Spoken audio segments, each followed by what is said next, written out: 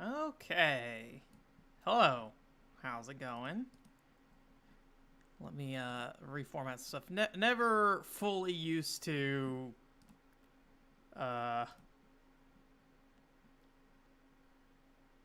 capturing on PC, so it's always like, is this gonna be a nightmare? Who can say? Oh no, I didn't want to lose that. Did I lose my post? No. I think I lost my Twitter post. Dang it. Let me go ahead. I can probably salvage this. Let me do this. Doujin game and indie games seems to be the more popular hashtag, so toss that in there.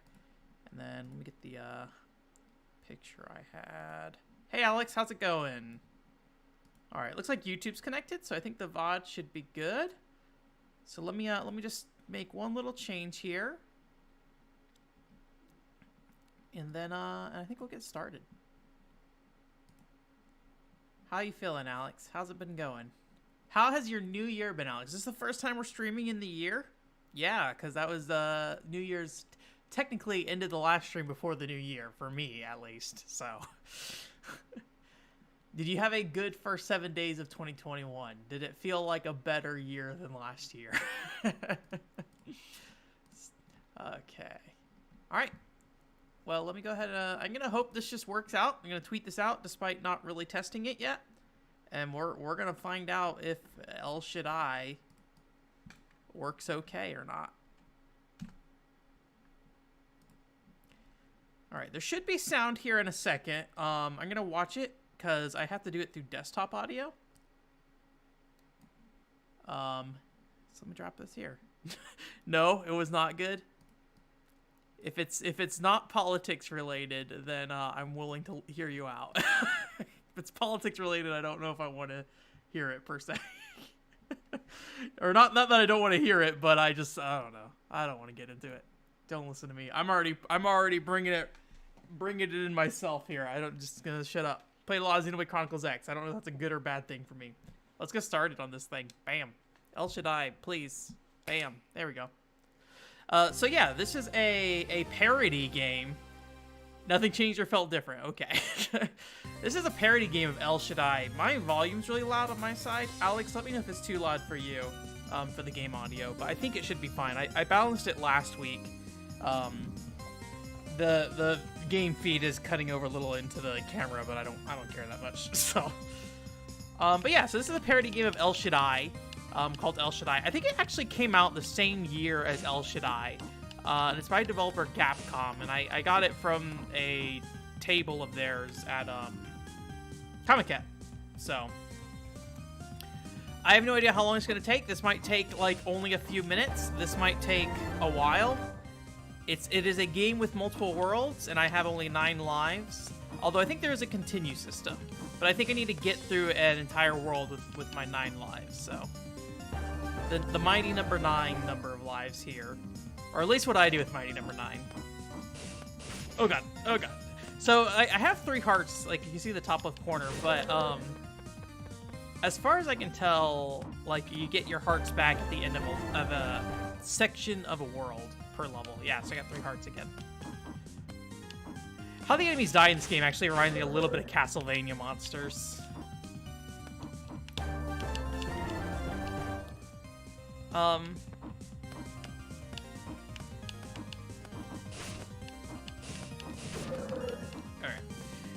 So your reach is just barely longer than theirs, so you gotta be a little careful on the length there.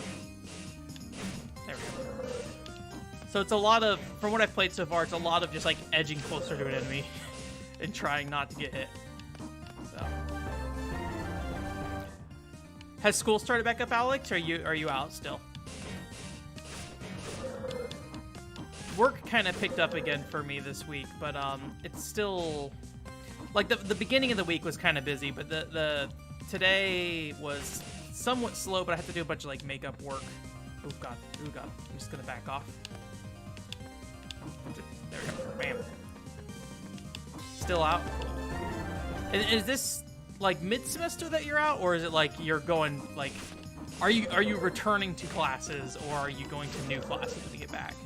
In college, I guess it's like per term, right? It's not really like a whole year thing, usually. been a little bit since I've been in college, so. Okay. All right. Oh. Oh. Oh no.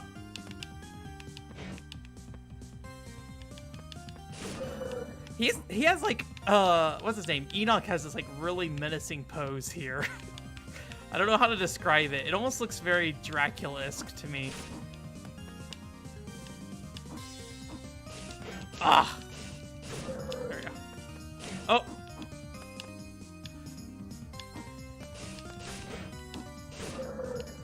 This isn't going super well. I also can't tell if there's a platform below me, so I'm just gonna jump blindly. Okay. Let's back up. Go back in February. Okay, that's a decently long break. All right.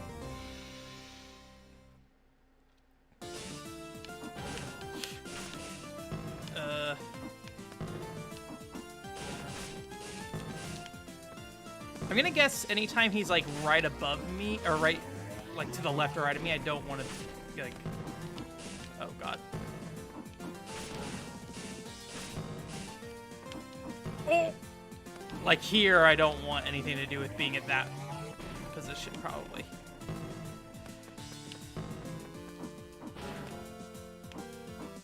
Oh, Jesus. Get out of here, orb. Is that good? Nope.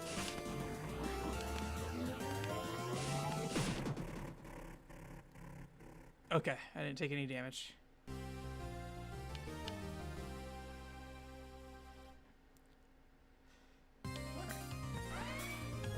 So this is the first time I've ever seen this world so far. I've never gone past the first world. Not that it was hard, I just don't think I ever committed to it, so.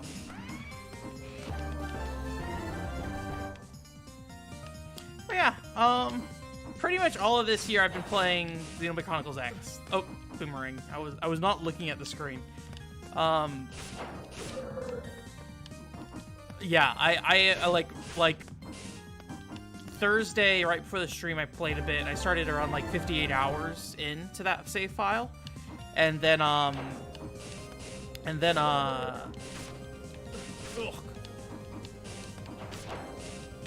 Oh boy.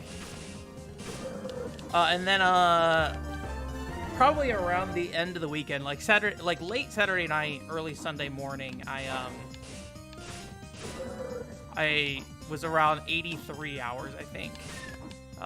And I was just like, man, like I could see the end of the game, so I just like really went for it. And I'm at about 100 I'm at like technically like 105-ish hours right now, but some of that's not real because one day I was really behind on money to buy armor and stuff in Xenoblade Chronicles X, and I basically spent a chunk, or I didn't really spend the day, but like I had the game up and running in the background throughout the day, and just collecting money from like the mining facilities and stuff. And then I beat it last night, so that felt good. Or not last night, Tuesday night. So that was nice. I was not expecting to beat Xenoblade Chronicles X so early. But I'm just gonna try to finish up everything I want to do in that game. Oh boy. Hopefully, I don't know what to do about that. Or about this.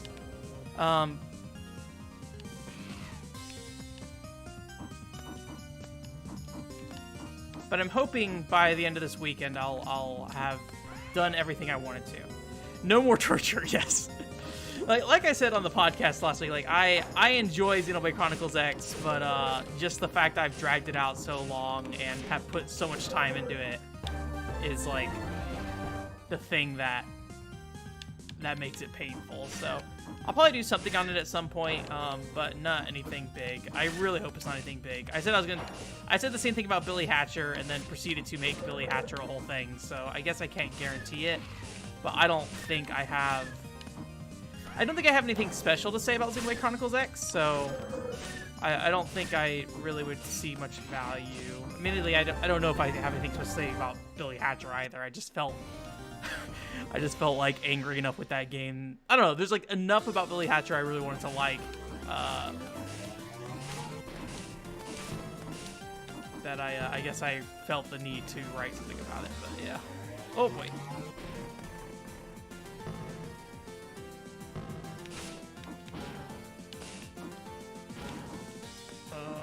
Okay, so that is easy to dodge. Oh boy. Oh boy. This is bad.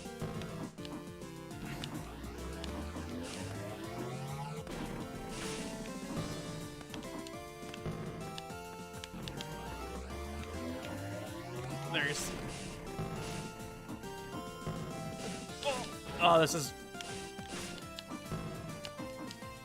This level layout kind of sucks. Am I dead inside, to be honest? You know, look. I wish I wish I was moving more right now. Like, physically moving more. Like, I've just spent so much time sitting down the last week that I'm just like, I just want to, like, get up and do something. You know, it's silly because, like, obviously I'm at the house, so it's just like I'm just kind of here, you know, doing stuff. But like, when I commit to a game like Valkyria Revolutions and like Chronicles X, where I was just like, I'm just gonna go for this, like, I literally will not get up for a while, and it does not feel good to not get up for a while. Like, it's just the commitment. Usually if I'm doing that, like playing a game, I will usually play it in like a couple hour chunks or something, and then go work on something, or you know, if I need to go cook or something, I'm up kind of moving around a little bit, you know, not like exercising or anything. Although, like, this year I've had, man, I am not making it through here. How many lives do I have left? Okay. We're still doing okay. Xenoblade Chronicles X has made me not live. It's made my body hate me, that's for sure. My body's just like, please. What if you go outside and do it, like, walk or something? What if you play more Happy Dance Collection? Oh boy.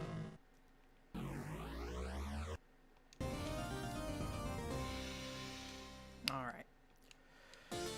But we'll see. If I can get that done, I think I will feel good for a little bit, and then I'll probably just work on some projects for a little while. There's some other things I've been wanting to kind of get back to as well, but nothing that's like nearly as urgent, like Fatal Bullet. They added some DLC to Fatal Bullet a long time ago, and I don't think it's a lot of content. I think it's pretty minor stuff, but I would like to. That was a good amount of damage up front. Does he turn around if I jump over him? Let me see. Nope. That was bad. Fatal Bullet has some DLC I want to finish up still. I don't think it's much DLC though. And then I want to get back to Final Fantasy 15 Comrades. I don't know if Final Fantasy 15 Comrades has like enough content, or like has. I don't doubt that it has content, but content that's going to matter, right? Like something that's going to feel like substantial content and not just like grindy stuff for the sake of grinding. Because I finished what was the original main story for that. Oh, we got like a Zelda orb here or whatever. I finished the original main story stuff for that. Will I kill myself if I do this? Okay, there we go. I don't know if that was intentional.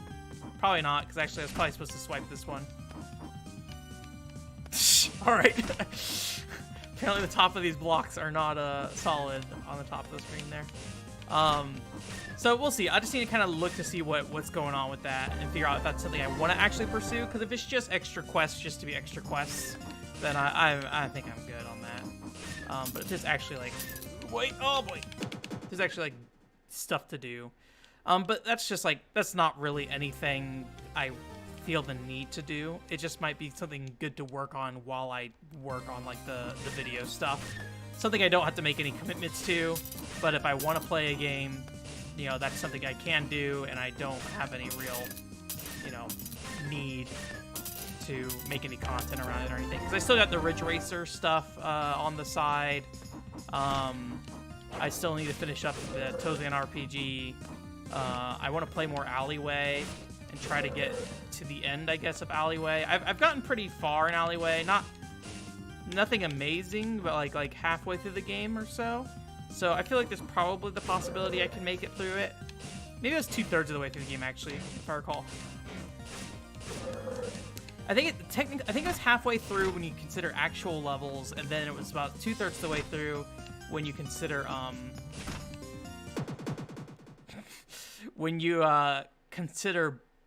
or 2/3 of the way through when you consider actual levels, halfway through when you consider bonus levels as well, because you can't die in bonus levels in Alleyway. So, you know, you're not really being challenged by them. They're basically like ways for you to get 1-ups and stuff, right? So.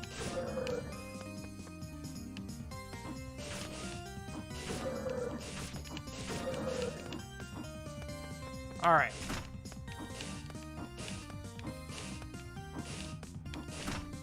There we go.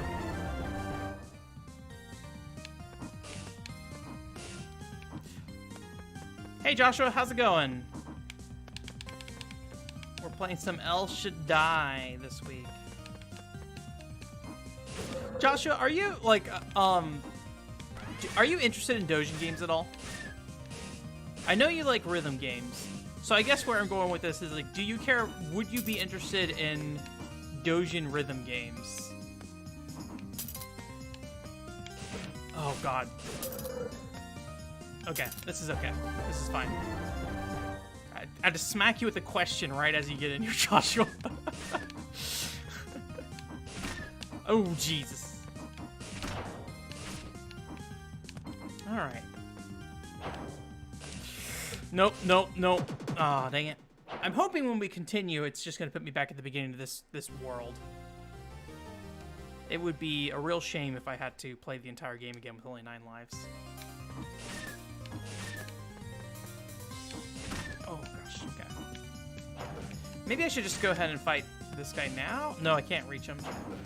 Oh, boy, I'm losing all my health. Let me just take this guy out.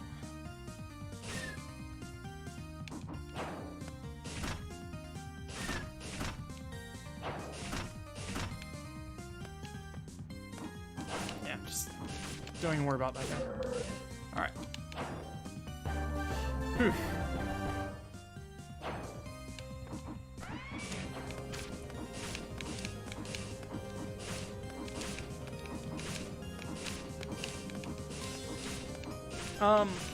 One thing I might do on the website here is, one thing, I guess, I don't remember if I talked about it too much, is I wanted to do, more written stuff for the website. I know it's not nearly as popular or interesting to most people, but, I was thinking maybe, you know, ShaDIE is a bit beefier than some of these other Doujin games. Maybe, we'll see. ShaDIE may not be beefier actually, but like it might be interesting to do some write-ups of some of these Doujin games that I have, because some of them are very small and short. Oh man, I don't know. I don't remember what I needed. I think it was blue, so let me change it to red.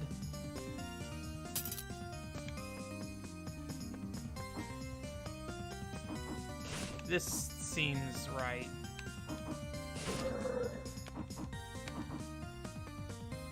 There we go. Okay, cool. Okay, yeah, so the term Doujin is really just, like, indie games. So what I'm playing right now is a game that's made by, like, a small group of developers. They can be parody games sometimes, but they're usually, like, they don't have the production values typically of, like, a, even what like, what we typically call a Western indie game would be. You know, something like that's a little more straightforward. Oh, I think we are out of lives now, right? Okay, we got one more life left. So they're usually like just like little fan projects and stuff like that, like this. And I know of some rhythm-based ones, so I wasn't sure if you would be interested in me sharing them with you when I find them, if they're available. That's kind of things, like some of these things you can't really get. Hey Joseph, how's this going? Oh boy, I don't know what I'm supposed to do about that. How you doing, Joseph? I haven't tried Harmonite. Is Harmonite something that, like... I like rhythm games that have, like, a story or, like, a sense of progression to them. Does Harmonite kind of fit that need? Like, I feel like Guitar Man and Space Channel 5 and Rhythm Thief are kind of like the big types of rhythm games I like usually. Tokudal is kind of a unique case because it is like an RPG, even though it's like arcade based. It's got like a level progression to it. Okay, so we do got to redo World 3. So, all right. Unfortunately, I got to use the analog stick for this game too. For some reason, it defaults to that rather than the D-pad, and I can't. I don't know. I haven't. I'm too lazy to try to figure out if we can switch to D-pad controls, but it at least defaults to using the analog stick for movement. Oh boy, that was that bad jump. I forgot.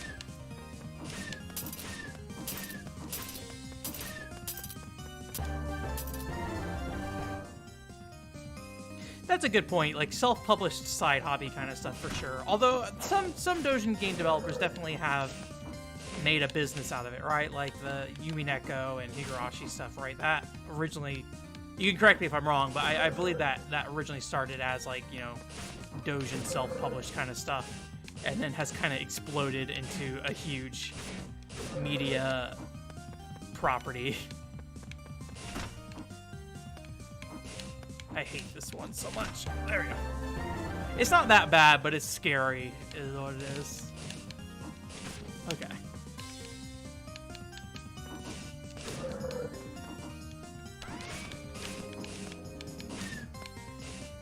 But Luck Tuna is a video I did, or it's not really a video I did, it's like one of the podcast clips I made a while back ago.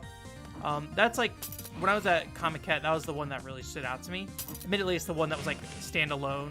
Let's just go down. I don't need to kill him. Who's James Turner? That's not a name I'm familiar with. Let me get back here first.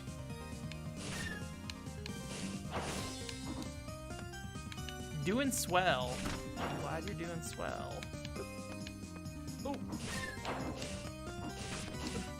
I'm feeling pretty good this year so far myself as well, generally. I'll feel even better when I'm done with Xenoblade Chronicles X. And then then I feel like I can really move on. Like, then we can really begin the new year. So one thing I wanted to do last year, and the reason why this comes up is somebody's asking about my New Year's resolution. One New Year's resolution I had last year, if you could even call it that, but something I wanted to do last year was play Gunslinger Stratos in the arcades.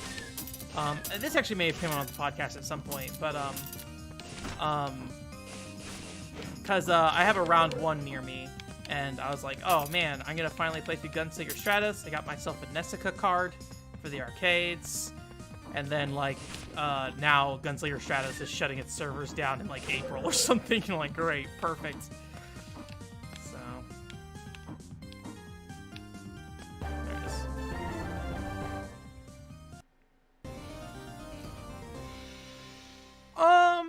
You know. Oh, God. The one thing I'll say about Higurashi, and, you know, maybe every generation of, like, anime and game fans kind of have this. But it definitely is one of those things, at least in terms of the anime. Like, I can't really speak to the impact of you know, the visual novel and or whatever you want to call it, right? The original Doujin game. I hate this one. I don't know what to do about this.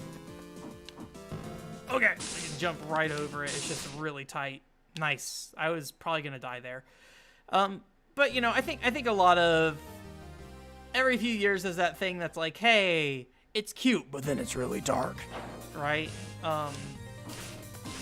And Higurashi just was kind of that, and it definitely did that for me, or at least that's, you know, I'm sure there's a story there, there's a lore, and like there's things to appreciate there. I don't want to sit there and say like, you know, that's all it's about, but I think that was its real main gimmick for a lot of people back then, and probably why people, you know, grabbed onto it and then kind of also went away from it. But like Madoka, I can think of as similarly. I think I could jump on this guy. Nope.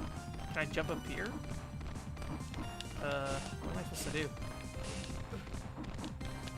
Oh, there you go. Okay, I can't jump on it. I just gotta jump on its back.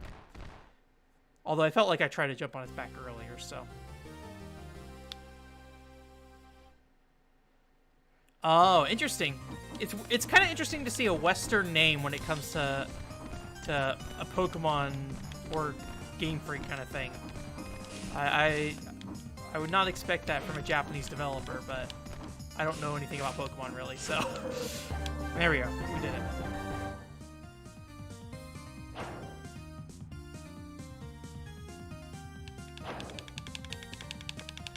Yeah, I mean, they are definitely pretty rare for sure. I do think it's a little hard for a lot of oh god. I think a lot of people think of Doujin games like indie games, but they do definitely feel very different, so. And they don't feel like they're really built to make money usually. Where I feel like most indie games these days usually are being built under the premise that they're gonna succeed. I mean, there's definitely fan games out there and stuff though, right? Like, a friend of mine works on the Rockman Versus project, or he's the developer of it, but doesn't make any money off of it, so. Oh boy. This thing kind of looks like the boar in Nier, a little bit. Oh god. What? Oh, I fell through the floor. Doujin games, huh?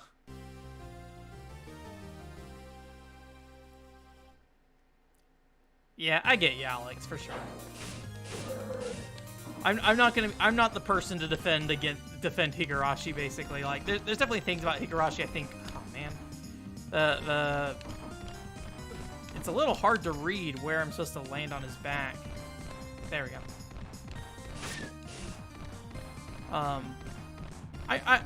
I think it has its value and it has its fans for sure. And it seems like people are enjoying the new Higurashi, or at least when it first was airing the new season, it seemed like people were interested in it. I don't know if it held up, so.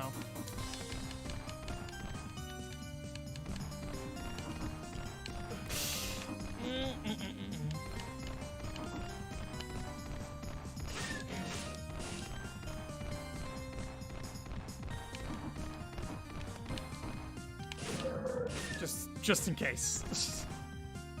I didn't want to feel the need to rush. Especially after I fell to the floor over here. Alright.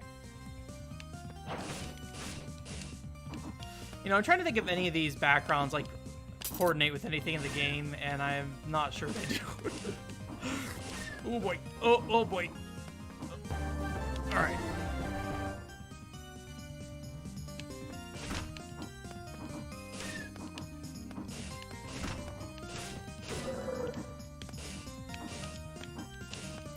Oh boy. Okay.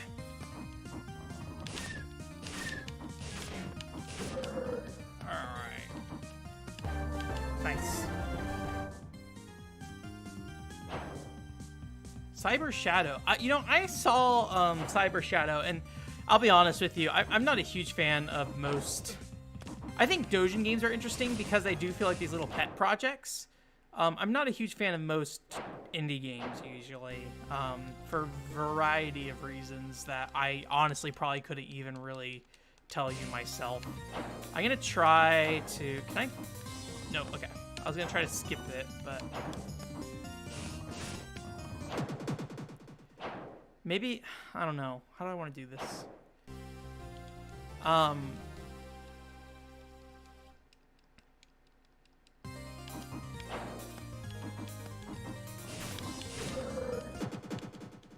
Maybe I need to just kill him and jump up there is what it is. I need to hit him once and then go for it the second time. I could probably land on the edge in front of him, so. Cyber Shadow looks really good, though. I'm doing an amazing job here.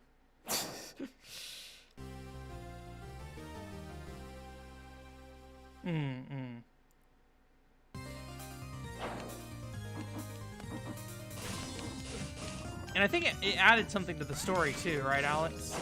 Like, it wasn't just, like, retelling everything. It was, like, adding new content to the story.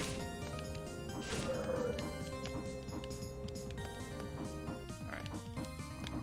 Got 2 lives left. And I don't like how these things, just because I can't figure out where I need to land on them. I mean, it looks like the closer to the shoulders, the better, honestly. So I probably should just overcompensate to the right. Not that far right, though.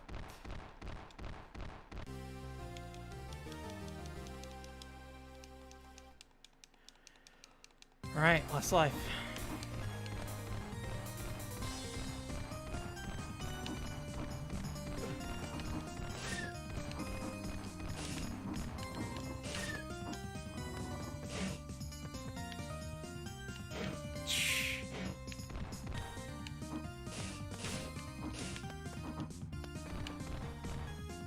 I don't know why I'm trying, because I'm not going to survive the boss, but...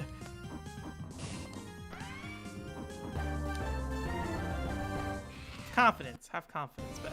You can do it. You can one-shot this boss. Seems like it's a clone of the last boss anyway, so...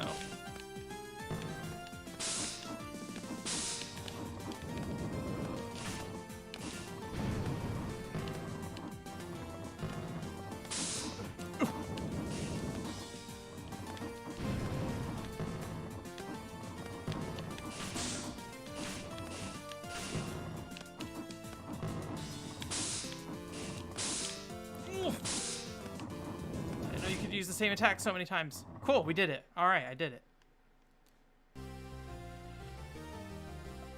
Part of me just wants to kill myself now.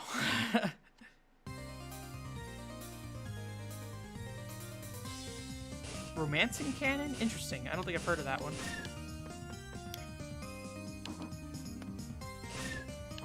I watched Canon 2006. Oh, that's moving. Okay. I wasn't aware this platform was moving to the right, so... right? 2006? Yeah, that's the remake of Canon, because there's the original series. I didn't watch that one. Those spikes? Are these bad things? I think they're bad. Amazingly, was able to dodge them without thinking too much about it. I mean, they weren't hard platforms to dodge, but I just, like, wasn't sure what they were, and I wasn't 100% sure if I was going to try to dodge them yet or not. I've got like a Fist of the North Star Higurashi fighting game I haven't tried out yet. I've got a lot of weird stuff. I don't want to say weird stuff. I got a lot of Doujin stuff. I've done some streams before where we've just kind of jumped between Doujin titles, but I just kind of want to sit down and finish one. Making good progress on 1 life. Unfortunately, there doesn't seem to be a way to get more lives. Alright. It does kind of remind me of Castlevania, yeah.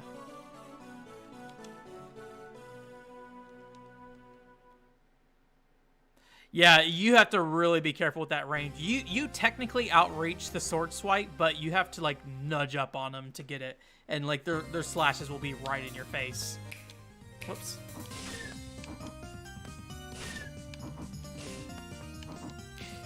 If you guys haven't played El Shaddai, like actual El Shaddai, you totally should. That is a great game. It's like top 3 or 2 generations ago consoles for me now. I guess technically top 3 PS3 game for me because that's where I played it, but the original Nier is like my favorite PS3 game. Trying to think if there's anything else that really jumped out on me on PS3. Valkyria Chronicles is real good, but I feel like it's a little hard for me to be too... Like, Valkyria Chronicles... I love Valkyria Chronicles. Valkyria Chronicle 1 is still a good game. And I don't think it's one of those cases where it's like, oh, you shouldn't play Valkyria Chronicles 1. But because Valkyria Chronicles 2, 3, and... Well, I haven't played 3, but I've heard good things about 3. And Valkyria Chronicles 4 is good. Like, I feel like you could play any of those and generally be satisfied. I don't want to undermine it too much, though, because Valkyria Chronicles 2 and 4 are very distinct games. And Valkyria Chronicles 1 is a bit more straightforward, but it also has a focus on its main characters that those other games don't have. Although Valkyria Chronicles 4 does a really good job of focusing on its main characters. I don't know. Anyways, Valkyria Chronicles PS3, really good game, but there's other good Valkyria Chronicles games now on other platforms. So I'm a little less like, hey, top PS3 game here. And it's also been ported to 30 billion things too. Although El Shaddai is coming to PC soon. So. Do I think El should really die? Oh god. I don't know about that. Enoch, look.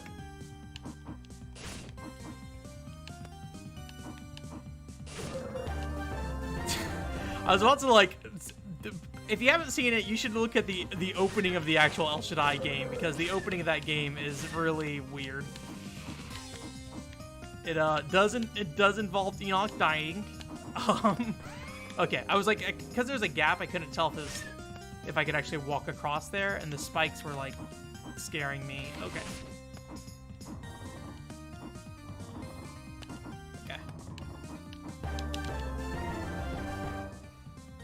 Your PS3 overheated.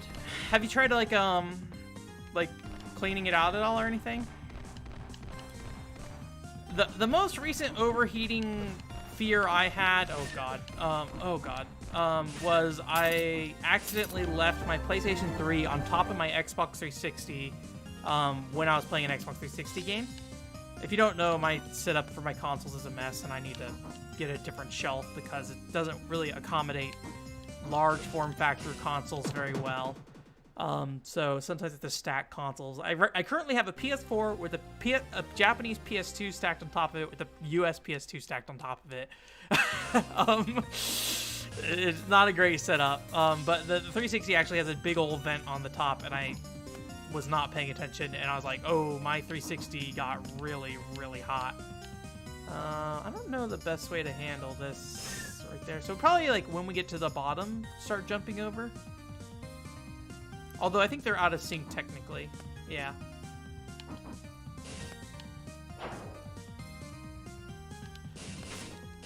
Alright. I had to trust that there was a platform below me, so. Nope.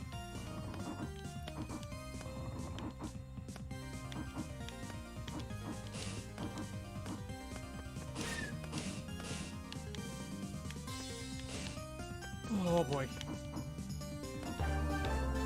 We did it. Hey Mer, how's it going? Ernest Evans. I can kind of see it. Ernest Evans is a really weird looking game. I hadn't heard of Ernest Evans until, oh boy, this is going real bad. This is going real terrible. I hadn't heard of Ernest Evans until probably about 5 years ago. And I looked at the game and was like, wow, what is going on with this game visually? Oh god. Oh man, this is bad.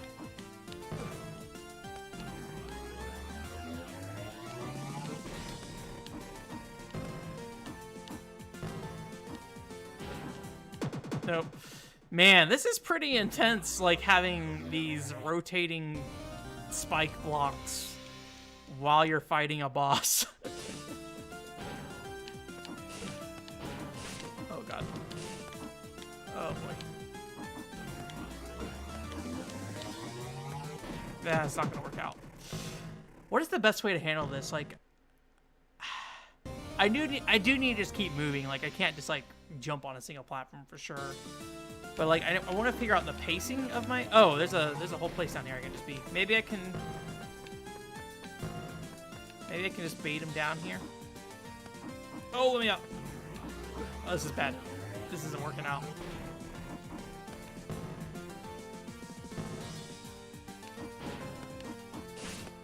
Maybe just like go for one hit and then. Okay. Well, apparently the edges of the platform are safe, so. Some Retro Pals sounds familiar. I'd have to watch them. Did they do like some weird stuff where it was like, not weird stuff, but like, I feel like when I heard of them, and I could be mixing them up with somebody else, it was like they're doing streams about like PS1 launch games. Like they do an entire launch library for a console or something, I feel like.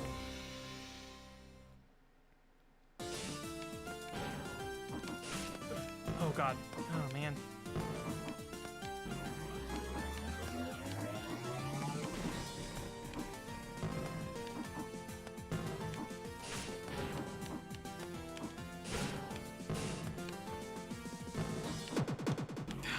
This is rough. I mean, admittedly, I'm just not doing a very good job at this too, but let me try to really focus here real quick.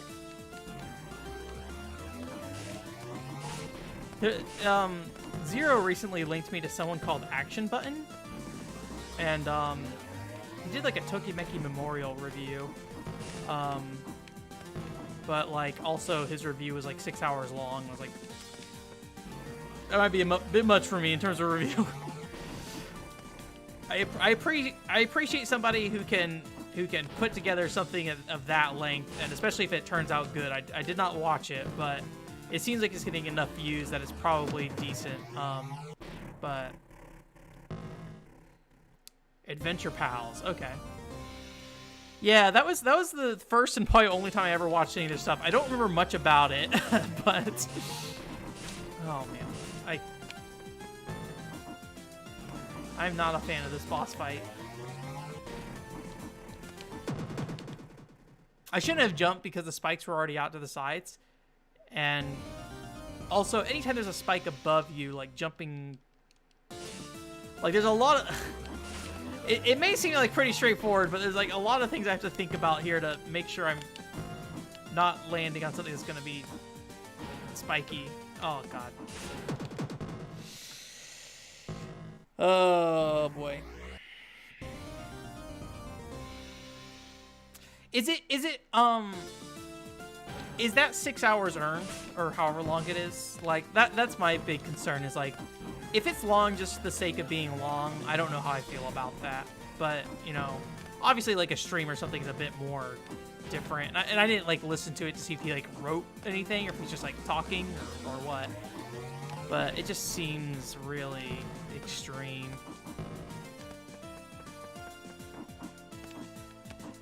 Oh god. I'm just gonna drop down. I don't even want to risk it.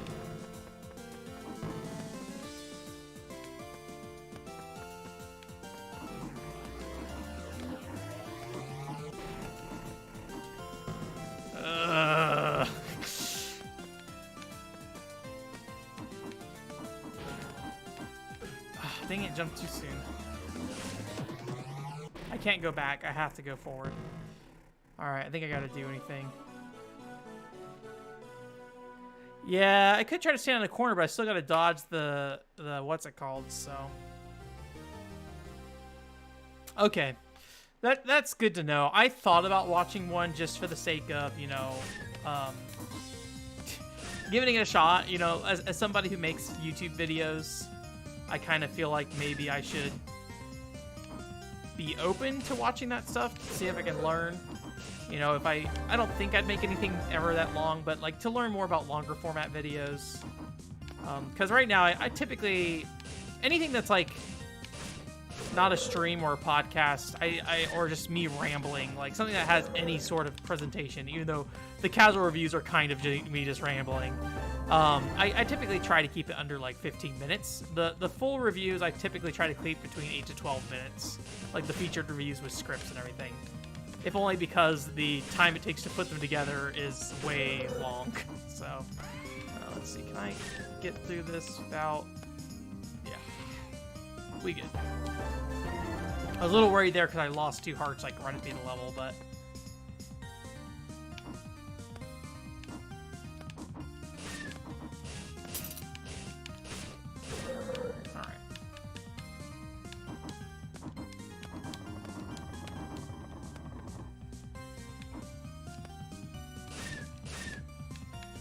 I'm gonna be a little careful with my lives here because I do have to be ready.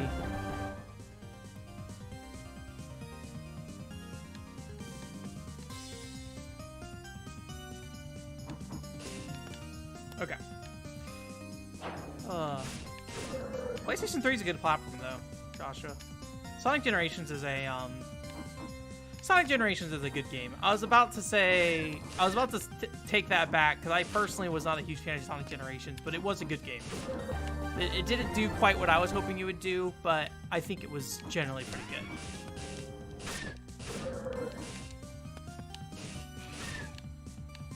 I cannot deny that. Seeing that AGDQ run of Sonic 06, though, again, was just like, man, I gotta get to Sonic 06 at some point. I just gotta do it. There's a chance that I will not unironically like Sonic 06. That is, like, not outside of the realm of possibilities. Alex, you can tell me if that's a possibility or not. I don't know how you feel about Sonic 06, but I'm just like, that game, you know, it's broken. Or at least it looks broken, but it definitely looks ambitious for a Sonic game. Throw a quest system in a Sonic game, I'm like, alright. Alright, so this one I think I'll wait for the circle around.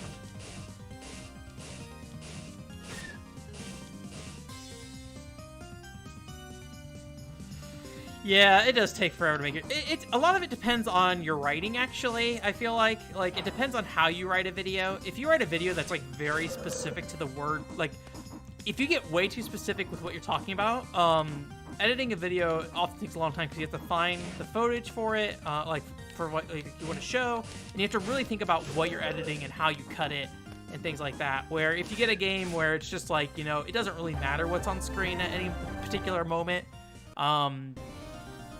nice. Boss fight with full lives. If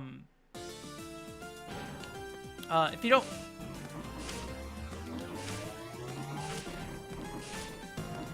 Okay, we got a good amount of hits there. I think that's the only time he spawns down here, right? The beginning. I really need to not waste any of that opening. I didn't even hit him. Dang it. But yeah, I think a lot of it depends on how you write the video and everything, so. The casual reviews seem to do okay, though. I personally don't ever want them to replace the featured reviews, but, like, it depends on the game for sure, but, like, the Jeep Thrills review got quite a bit of traffic. Last Rebellion review got a decent amount of traffic, too, so. I definitely think the casual reviews are worth it for games that I'm not going to sit down and do, like, full reviews for. But I just really like full reviews and everything, so I don't know if I want to drop those. They definitely take the most effort, though, and, you know, they frequently don't pay off. Oops. I haven't looked at it recently, but I'm pretty sure the Mighty No. 9 review I did has, like, basically no traffic. Nobody wants to hear somebody who has a positive opinion on Mighty No. 9. Oh, boy. Oh, this is bad.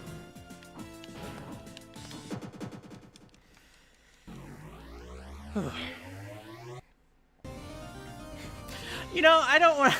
You know, Kusoge Crew, I don't got a problem with the general thought behind that. There are times where I want to make sure that, like, I had a really hard time for a long time because I used to be very okay with calling a lot of the games that I really liked bad games. But when I thought about them more and everything, like, I don't necessarily think they're bad games sometimes. Like, yes, they have problems. Yes, they might not, like, you know, meet some, you know, polished criteria that other games meet, but that doesn't mean that they're bad games, right? Blue Stinger is a great example. You know, Blue Stinger is kind of... I don't even want to say it's a train wreck, because there are problems that make Blue Stinger, like, a very difficult game to play at times. Not even difficult, just, like, uncomfortable, maybe. Like, it just does not feel good to play Blue Stinger. But I think the general game that Blue Stinger has a lot going for it. And just because it doesn't, like the way Elliot walks or something, right? It's not necessarily bad, as it is just really awkward at times. Although, it's worth mentioning the US version of Blue Stinger did actually do some stuff to, like, mess with the camera. Oh god. Oh god. I hate this. I just like can't let myself get trapped. Anyways, yeah. If you like a game, don't always say it's a bad game, because it might come back to haunt you. Because other people might only consider it a bad game and then not really seriously consider your thoughts about a game. Oh god. I should have gone in the corner there.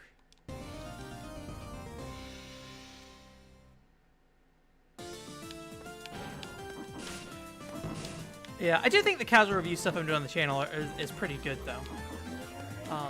Like, I don't think they're great videos, but I think they serve a good purpose, and I think they work a lot better than the quick plays do for most games. Quick plays I've always had kind of problems with, where I can't really get them to work out well. Just because, like, sometimes it's hard to pick, like, a 30-minute chunk of time and... Alright. Like, the edges are pretty forgiving, honestly. Like, I can't reach him there. So maybe I should really just abuse these edges. Oh boy, this is not where I want to be. Oof.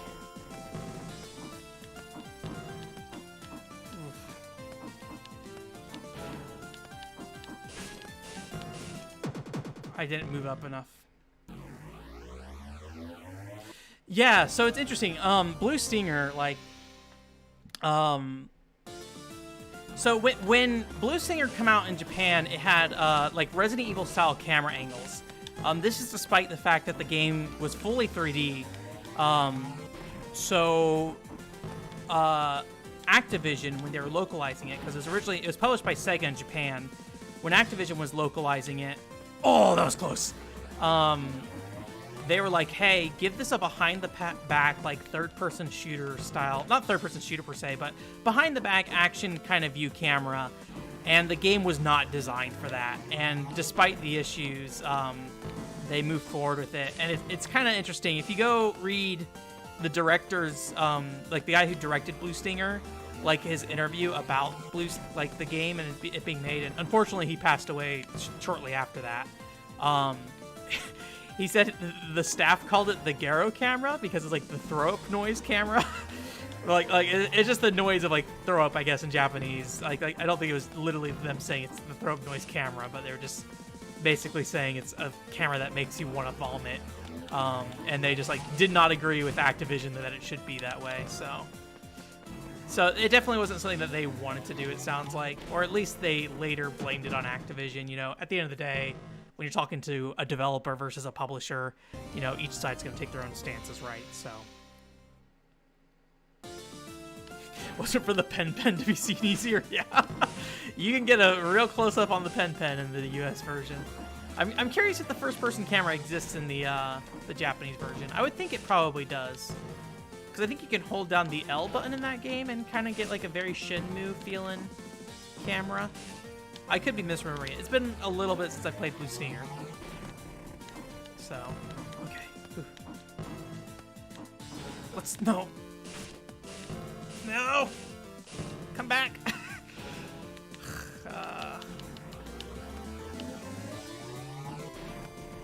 Alright. Okay. I'm gonna be very careful here for a second. I'm worried because I think that's coming down from there.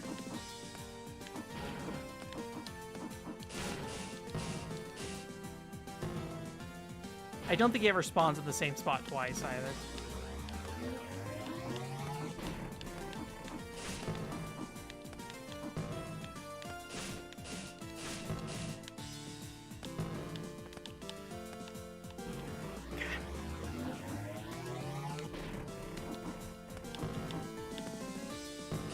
Nope.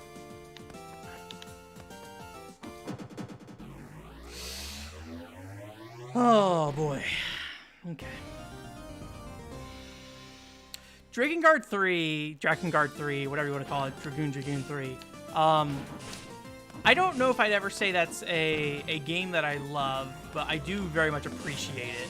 Like, I love the weird, like, almost audiobook nature of it, as you're just kind of like tearing through enemies and just listening to people talk non-stop. Like, that game is just non-stop dialogue, and I love that part of the game. And, you know, like, the dialogue is real good, too, right? You know, in the same way that in the original Nier, it was good. I can't remember how I feel about the actual dialogue in Nier Automata, because I think my biggest problem with Nier Automata is the characters. Well, there's a lot... My biggest problem with the story of Nier Automata is the characters. I have other bigger problems with the gameplay, but... Come on, come on, come on, come on. Ah, he's gonna just hang out there. I want to smack his beaties. Okay. Oh, dang it. No.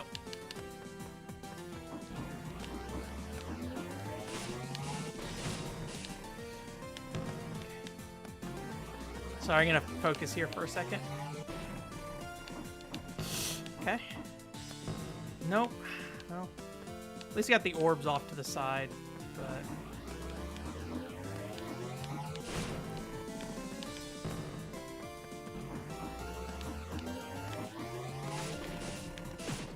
Nice, we did it. Whew.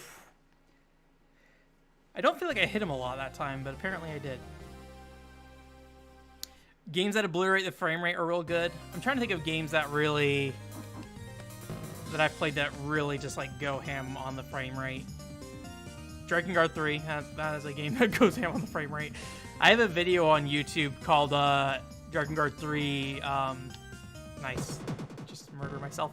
Drakengard 3, 6.0 frame rate or something like that, because the game just, like, really chugged on me at one point really bad, so. Alright. So I have time to jump down. Okay, after they appear, I do get time to actually look at them before I jump. Alright. Let's get our lives back here.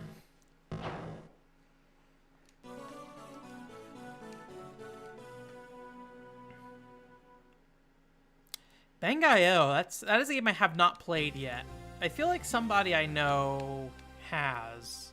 Might be Rowan from Platforms and Pitfalls. I think he's played some Bangai-O. Maybe, you can say. I had another friend that was really into it. I don't know anything about Bangai-O, to be honest with you. Like, I know it exists. I know it's kind of like top-downy, I think. Or maybe side view, and you like go through mazes or something. I don't know.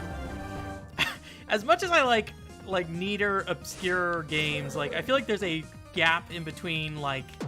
Dang it. I was dancing on the edge. There's a gap in between, like, really obscure and like, only somewhat obscure, where I'm just, like, I don't pay attention to some of those games nearly as much as I should. Like the Trails series. I think it's called Trails, right? Or Trials. Cold Steel, whatever it is. Okay, I have to jump before it disappears. Or before the next one appears, rather. I don't know. I have really weird gaps in my game knowledge. Like, I have only played, like, maybe 1 or 2 Atlas games in my life. Despite being generally somebody who... Getting too antsy. Generally somebody who mostly plays Japanese games. What Atlas games have I played? Did Atlas do, what was that game called? Lost Dimensions? Well, I know they didn't do it, but did they publish it, I guess? I think in Japan, Furyu published Lost Dimensions. I think Atlas might have published it over here. Yeah, like series like that, I just, like, I have no idea what's going on. Oh, no. Whew. I know they exist. Utawamaru, or whatever it's called. Always make fun of the fact that I have no idea what the heck that is. Meanwhile, I'm like, hey guys, let's play some Luck Tuna. Oh god. I don't know if you can buy Luck Tuna online anywhere. I'm kind of sad if that's the case, because Luck Tuna is a good game. That's kind of the hard thing with these Doujin games. Like, I don't think you can buy El Shaddai anywhere online. I wouldn't be surprised if you could pirate it somewhere, but you might just have to be at Comic-Cat to buy yourself a physical disc. This is awful. Alright.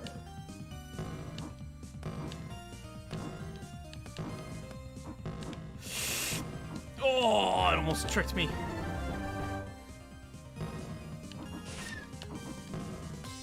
Okay.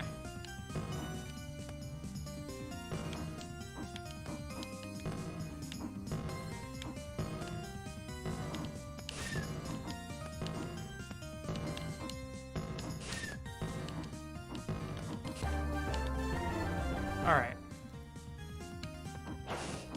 I've never been a huge fan of disappearing blocks in games. It's probably my least favorite Mega Man obstacle. 2, 3, 4, 5. Okay.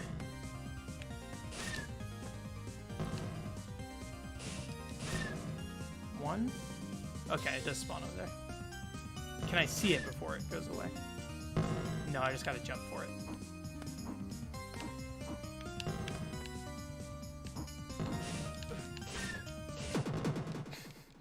Maybe we should just kill those ghosts first. Do-do-dee-da-do-da, yeah. Oh, yeah. Do you review games for a particular site, or...?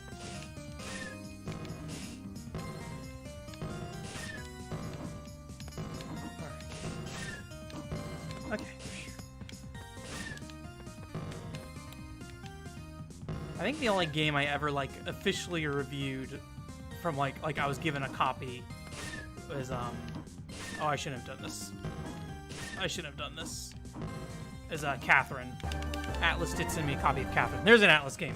I have played Catherine. We got some other games when I was at the Speed Gamers from time to time, but I usually gave them away to other people to work on because it was one of those sites where everyone writes for free, right? So it's like you're draining the blood and soul out of all these people, and you're like, I'm sorry, please, I need you to write content for this website. Admittedly, it was a charity group, right? So at least we were all doing it for a good cause rather than just some random person's, income. But,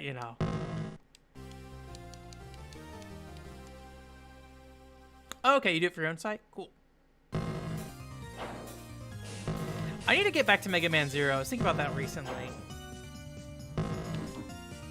What's your site? If you follow me on Twitter, send it to me, because I might want to go take a look at it later. If it's not too troublesome for me to ask. Jump too soon. Plug your stuff. Plug your stuff wherever you want. What? Did it? Oh, I lost game audio. 1 second.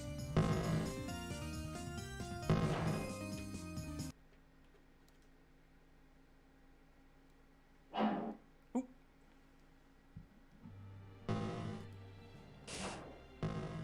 Do I still have no game audio?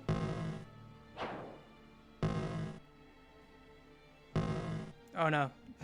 Don't listen to the Xenosaga music. Xenosaga music, go away. 1 second. Where are you, my capture card? Go away. Thank you. Alright. Well, we have sound effects still. We lost the music there. Sorry about that. Let's see, I don't know if it saves data between playthroughs. I don't know if we can quit the game and start it back up. I wonder if I can launch a separate instance of the game and see if it keeps the save data. Let's see if it starts. Give us the music. There we go. Okay. All right. Sorry about that. But yeah, like if you wanna link your stream or your website here, I mean, as long as you're not like posting it like 50 billion times or something, right? That's fine. I'm not too picky about that stuff. So I think it's only when you like are if you were like coming in here every week and like, hey guys, check out this or something, and then like leaving immediately, right? Oh boy. Okay.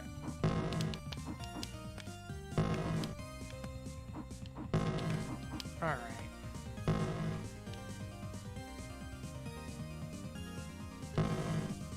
Oh, was it an erotic series? I didn't know that. Or, well, did it start that way, or did it eventually become that? Oh, boy.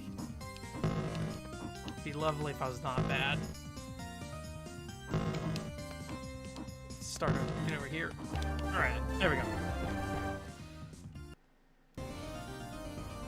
I was actually looking at a physical copy of Kara no Shoujo today. I was like, should I buy this? I don't have a physical copy of this game, and I guess I would like to have a physical copy, but then I thought about the fact I was like, I don't actually... Oh, there's like a breakable floor down there. It's like, I don't actually like Kara no Shoujo that much, to be honest with you. I was excited for that game, and yeah, there's some interesting things about it for sure. But...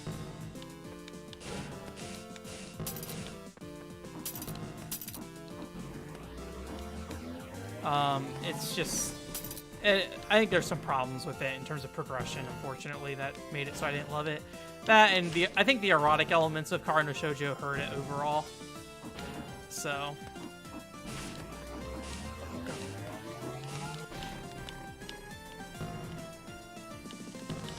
Dance.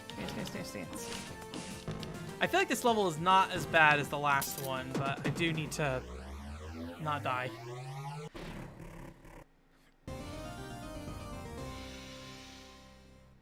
Yeah, I mean, I think there's definitely ways to handle those things correctly, right? Like, I'm always of the mind that you can do, like, sex right in a game, and like, given the right treatment, you know, you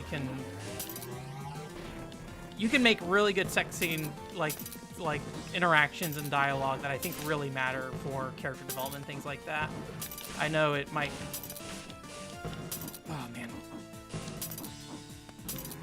Just talking about how easy this level layout was. But yeah, it definitely, like, some eroge just kind of has sex just to have sex. One that I think of all the time, and, you know, I haven't played it recently, and I never played the full game, so a lot of caveats here. Jesus Christ, just starts me with this guy here. Am I just gonna get rammed on this guy on the way back? Edelweiss.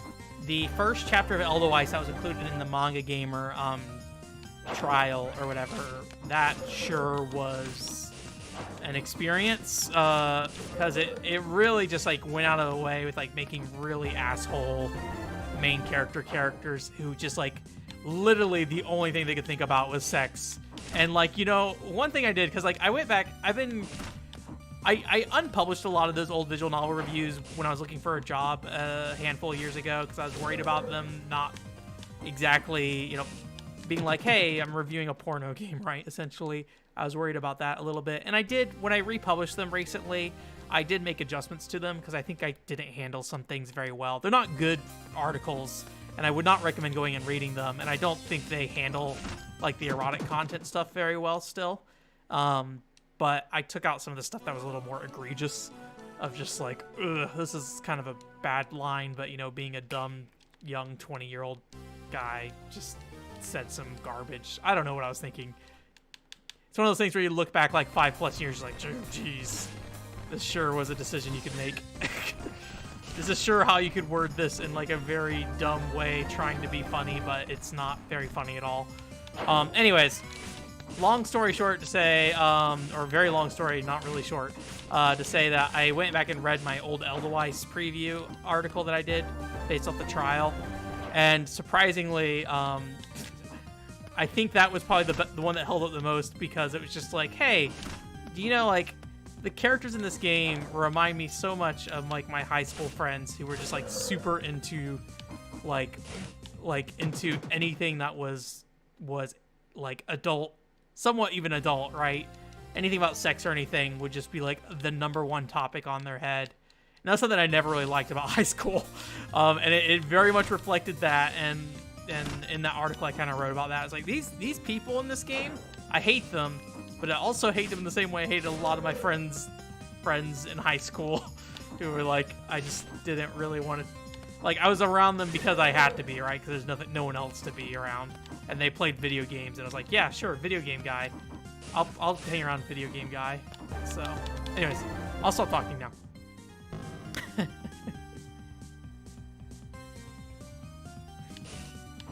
Is that an actual quote there, Alex? I would not be surprised.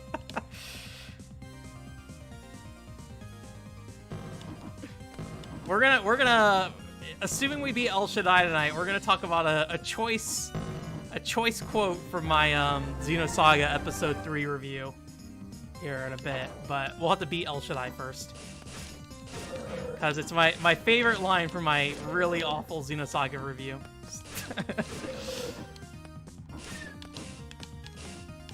Yeah, Poison Control is getting localized. Look, Poison Control seems really cool, and I want to play it. And, you know, I had the opportunity to pre-order it, and there's the potential I will buy it in the future, maybe. Oh, no, I double jumped on accident. So I didn't want to I just want to keep going right there. I don't want to... I was going to try to double jump back on that platform because I wasn't sure where I was going yet. But yeah, the thing is that I have so many games right now. Like, I think a little restraint on purchasing some games for a little bit might not be a bad thing, and Poison Control, unfortunately, is probably going to be a casualty of that. Come on. All right.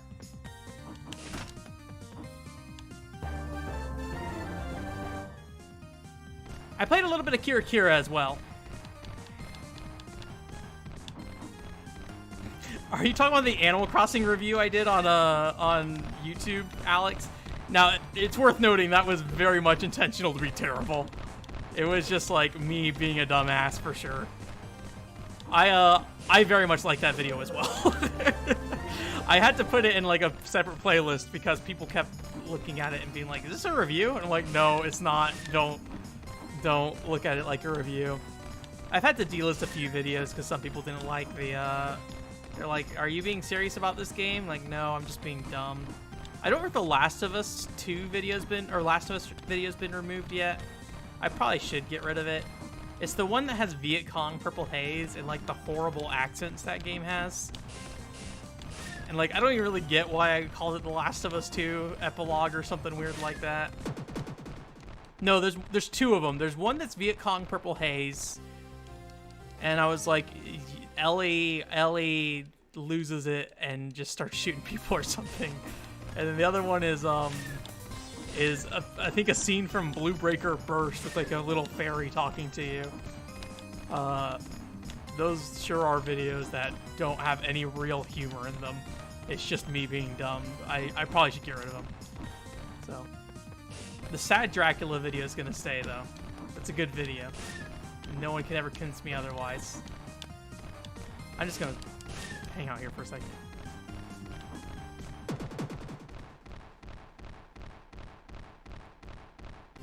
Kira Kira, I bought on iOS weirdly enough, but the iOS port was real bad. There's 2 moons in the sky. It's like a big butt. Oh man, I don't like this jump.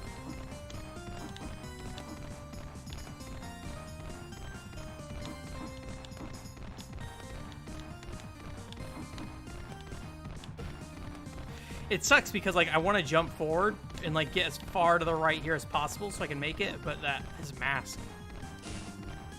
Let's just hang out here and kill that. Can I spawn the other one? Yeah, there we go.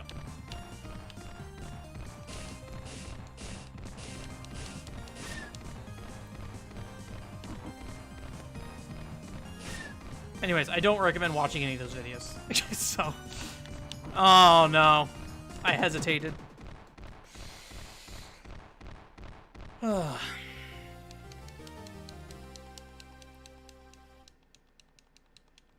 wonder if it's 8 worlds, like the Mario, or if it's 9, like the Mario. Like the Mario, bro. El Shaddai is just like Mario, bro. El Shaddai.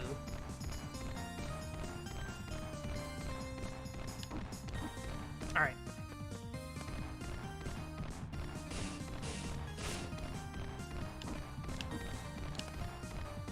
I've debated streaming actual El Shaddai, but I shouldn't. We should play new video games, and by new, I just mean new video games for me. But El Shaddai is so good.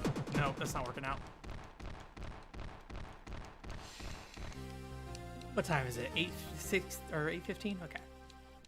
Still got plenty of time. think this probably is about as long as I wanted it to be lengthwise, assuming it's 8 or 9 worlds. Okay. I was worried we were going to play this for like 20 minutes, and then I was going to be like, okay, World 3 was the last world, now what? So...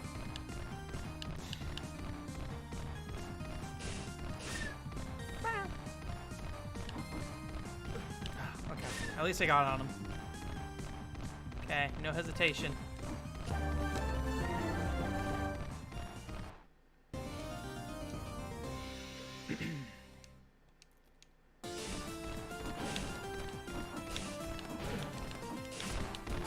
Nice start.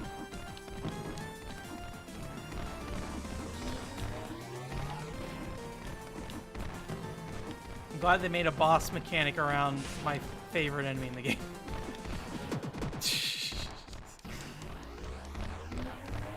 Alright.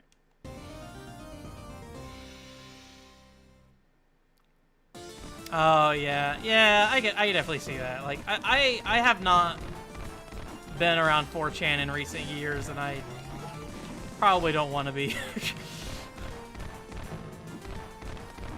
You know, I definitely was in that crowd though, so I can't say too much. You know, I feel like there's a lot of like early 2010s internet people, like the dark humor kind of stuff. I mean, look, I don't want to say whatever your humor is, you know, as long as you're not hurting anyone, you know, do what you do. Man, I am gonna die, but yeah, I don't know if I could. I'm sure a part of 4chan is still a part of me, right? Like that was a part of my life, so I'm sure that's still in me. I could still be a 4chaner if I wanted to be. But I don't know.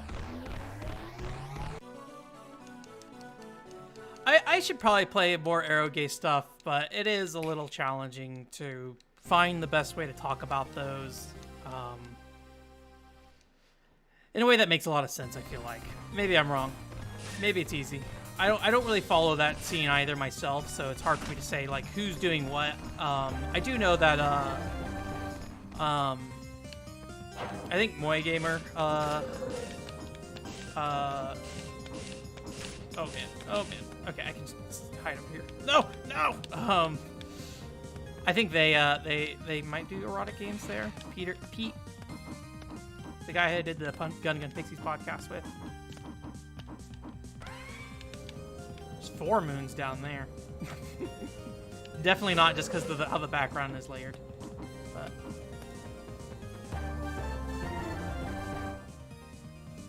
oh yeah, I had broadband really early actually when I was younger. My dad worked at a IT company, so like that was terrible. He needed it for working, and then also he definitely wanted to play Quake Online, so that was also a part of it. But yeah, so we had broadband pretty early on. At least as soon as we could get it. So whenever I went to like my mom's house where they had a dial-up, it was always this like feeling of like connecting to this archaic thing, even though it was very like normal back then still. But the fact that I just was like at my dad's house, you know, most of the time for a good long time. And then I moved out to Georgia, and we had DSL for a while. I don't really know, like, I haven't used DSL enough in recent memory to say if it's, like, bad or not. I do definitely hear that DSL is not good. And the, oh, no. And I think last time I did a blind jump there, and it just happened to work out. So I was just like, okay, go for it. But I haven't tried the DSL provider out here. Almost killed myself immediately.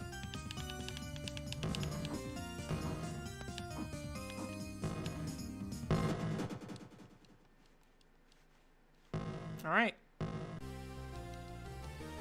Try this again.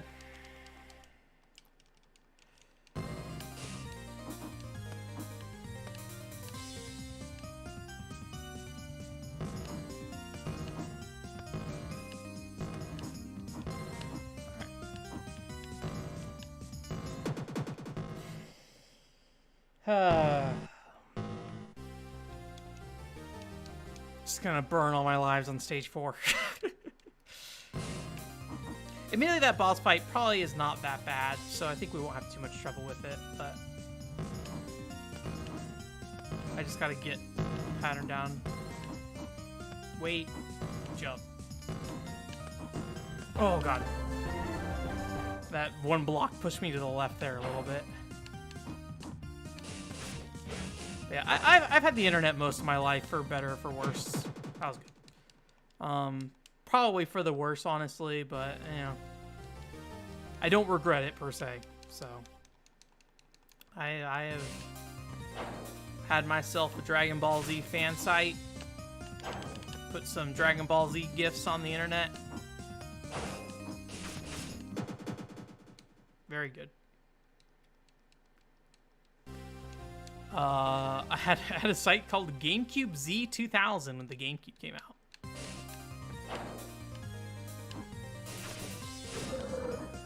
Can you guess what year I made that website in?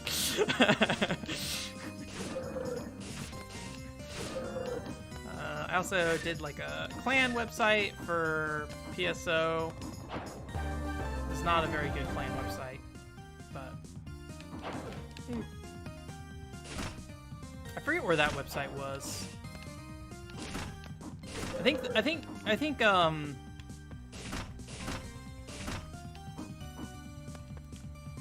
both of those might have been on GeoCities. I can't remember for sure. I never used Angel Fire. That was always the one that, or like, Angel Fire is the one I first heard people like talking about nostalgically, I think. Or is that a hosting platform? I don't remember. Angel Fire was something that I remember hearing about and being like, I don't know what that is at some point. And then people being surprised I didn't know what Angel Fire was. Oh boy.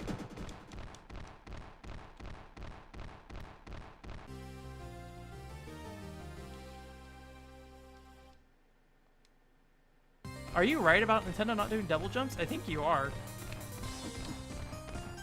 I was trying to think of like a Nintendo platform that has double jumping, but yeah, they don't.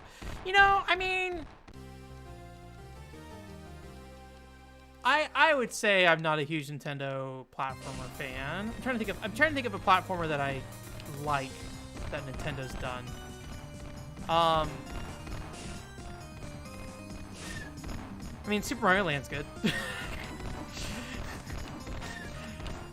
That game feels a little weird. That game feels like weirdly slippery but tight at the same time, like overly tight.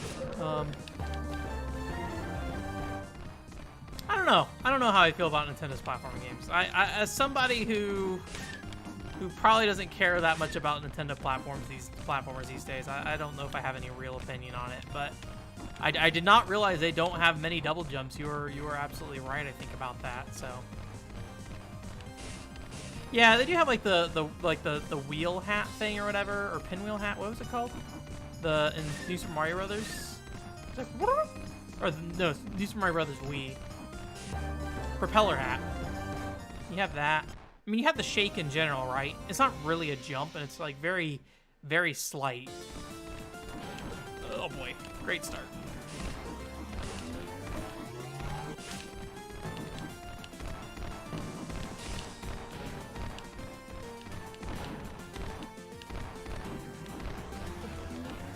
These orbs just last so long. Oh god, it's a miracle I didn't die there.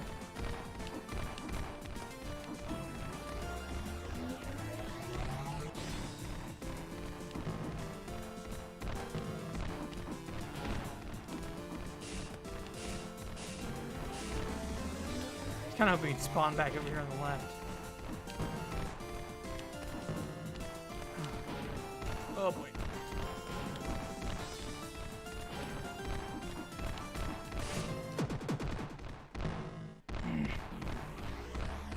Kirby. I mean, Kirby's not really a double jump, right? That's like a floating kind of thing. I mean, I guess there's always like a jump with a caveat, right? Like if they're gonna jump twice, it's gonna be a little different how they jump. Does Kid Icarus have like a extended jump at all, or a pit in Kid Icarus, or Kid Icarus on the Game Boy? I forget what that game's called. Alright, this is going okay. Nope. Missed his toes. Oh!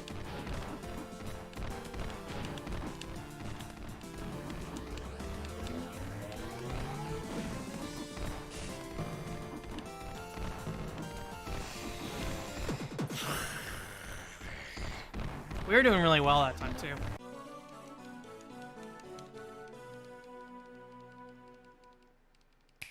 Yeah, I think I like Mario Land better than Mario Bros. I don't know what my favorite Mario game is, to be honest with you. I like Super Mario Land 2, or Super Mario Land, but I like it for, I think, reasons I normally wouldn't like. Oh, man. Well, let's start at the end. I like it for reasons that I don't think necessarily line up with other Mario games, per se, so it's more, I think it's more to do with the structure of the game and the platform it's on, not so much the fact that it's a Mario game, so... Shooter segments are fun, yeah. I like little like bonus shooter segments in games usually. I liked all the like bonus stuff in Wonderful 1-on-1, where you like have a bunch of like mini games based off other games. I think Bayonetta does something similar, right? Like there's a space carrier section in Bayonetta or something. I've never played Bayonetta, so I'm not a big character action game fan, or at least not like Platinum game style character action game. No knockback on that. I wonder if that's always true when you're on the ground with those. Might be safer to just stand.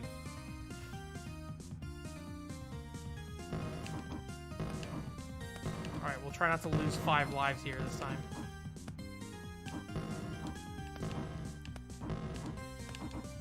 Nice. I should play more platformers, to be honest with you. I guess we're technically playing a platformer right now, though, right? Well, should I? There's something about this that does look Castlevania-ish. I don't know if this game feels Castlevania-ish. Maybe in how it moves a little bit.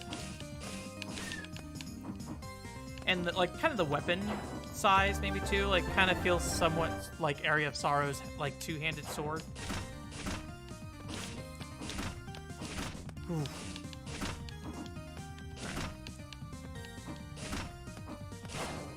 That was close. I should have timed that out way better. Or spaced that out way better. I just kind of willy-nilly smacked that thing when it could have very easily sent me to my death. Yeah, I'm interested in the Grand Blue game that they worked on for a while, but I don't know. What are non-platinum character action games that aren't Clover games? I feel like if you say Clover, it's cheating a little bit.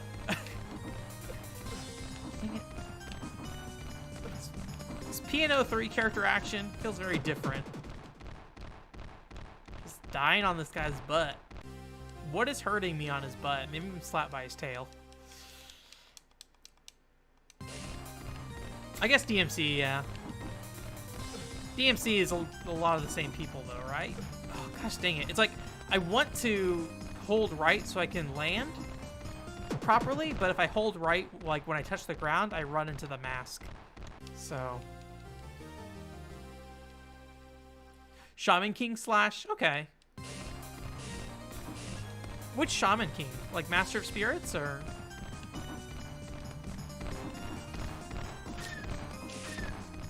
Assuming you're talking about a Shaman King game. Unfortunately I don't know anything about the Shaman King anime, other than that it exists.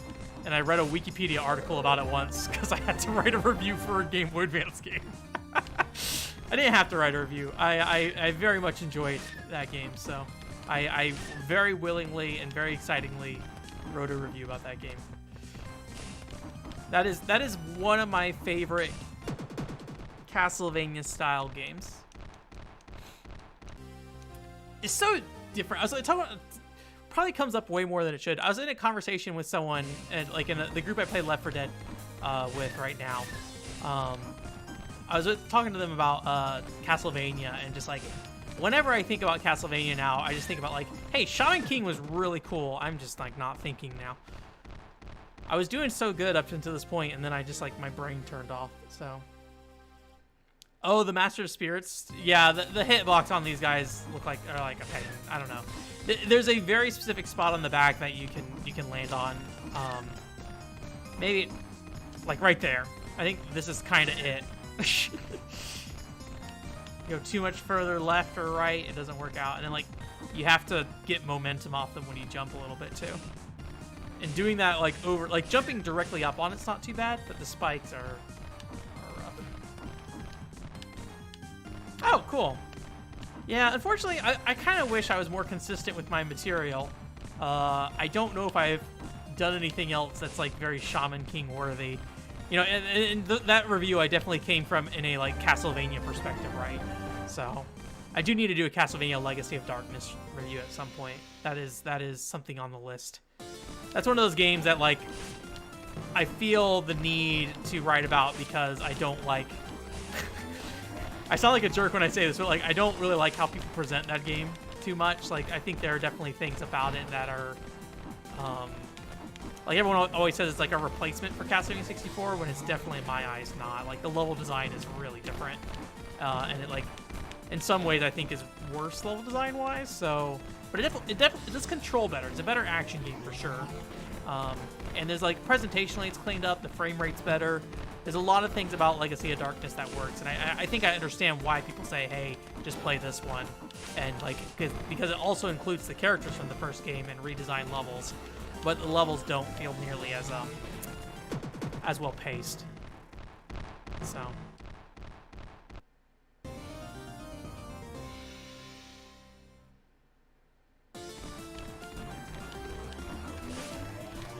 Yeah, I do call it Castlevania 64 because that's just like the easiest way to refer to it. Like that's what everyone knows it by. I know it's called Castlevania. If you want to get like real specific here, we can say like Apocalypse Castle or whatever it's called in Japan. That's a cool name. It's Apocalypse something. The first one. I don't know what the second one's called in Japan. Something of Corrin maybe, or not Corrin. What's his name? Is it Corrin? Cornell. Blue Crescent Moon. I was trapped there. I could have probably walked all the way to the right there and got in that pocket and see if that sphere disappeared actually, so. Yeah, we'll see. It's not high on the list, unfortunately. I would like to get to it at some point. I have a lot of dreams for reviews I would want to do. I've been technically working on a Phantasy Star Online Episode 3 review for about 3 years now.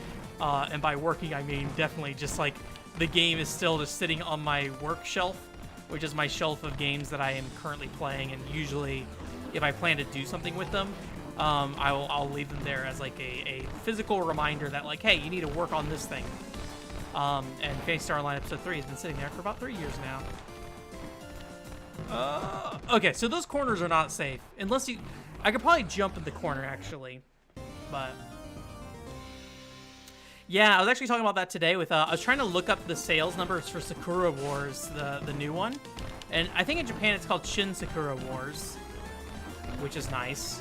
But in the US it's just called Sakura Wars, whatever you want to say. I don't know what the proper pronunciation is. Alright, do I have one life left? Alright, I'm not going to talk here for a second. I'm just going to focus on this real quick.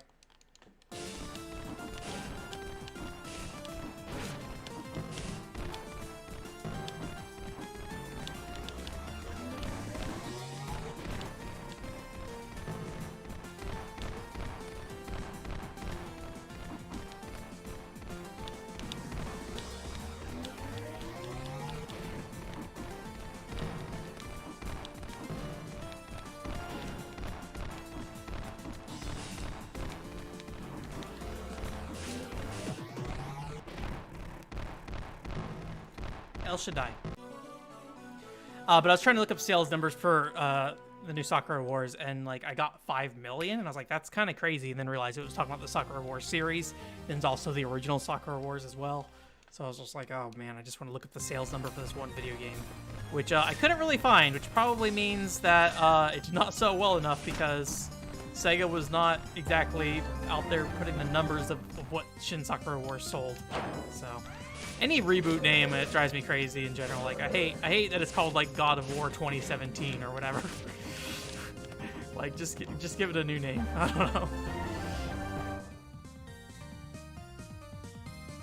No, none of this makes any sense. I mean, this is definitely a character from El Shaddai, but you know, I don't think the backgrounds really mean anything. The bosses are from El Shaddai, but they don't really. I mean, I guess they're somewhat like it, somewhat like El Shaddai bosses, but. Yeah, this game just seems like somebody, I don't know. I don't really know why it's called El Shaddai, or why it's based off El Shaddai. It is worth mentioning that El Shaddai was kind of a meme at the time. If you like watched MMD videos and stuff, that's where this background's from. Is one of the El Shaddai MMD videos. Oh no, damn it! Falling apart immediately. Oh, maybe I should just murder myself. I shouldn't. I got 7 lives left. That's plenty. This might be the time. This might be the run.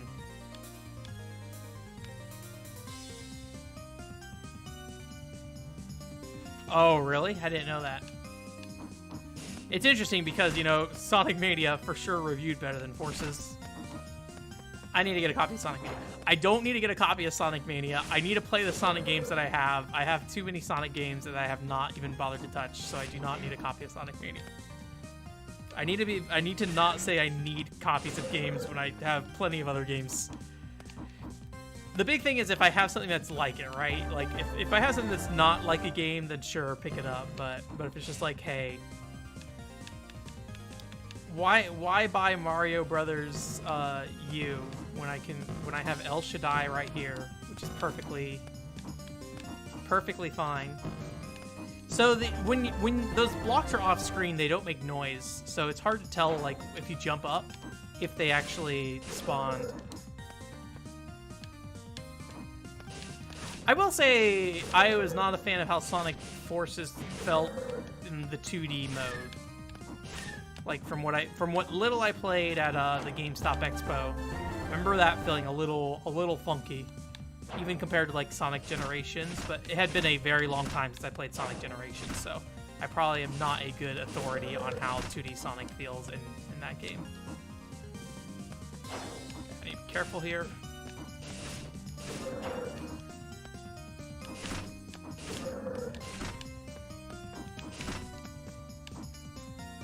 Did it! Yay! How many Space Invader games are there that are just called Space Invaders? Oh, that I lucked out there. I like bumped my head on the roof and then like, or at least it looked like I bumped my head on the roof and just like fell right on top of that guy.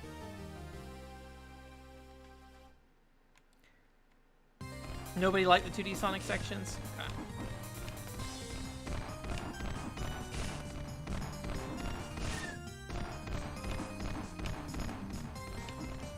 I like what Sonic Forces is, but I also don't know if Sonic Forces is for me at the same time.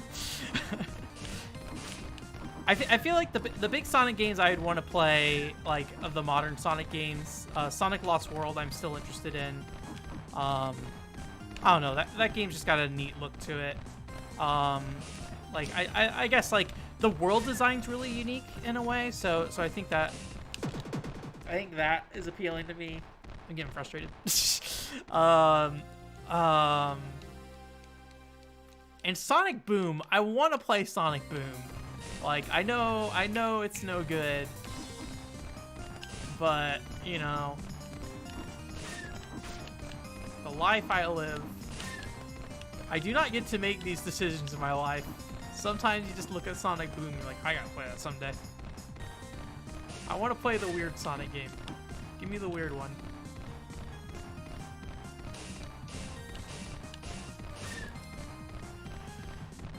Alright, I'm gonna try like a single jump here. Alright, that seemed pretty good. So I might try to just do, like, when they're the spike ones here, I might just try to use a single jump to get up onto them, rather than try to, like, double jump, because I think that gives me too much time to try to adjust and fall. Why is Gengar triggering me on Twitter? We're at the boss. I was, like, not even thinking about what I was looking at on screen there. I was just like...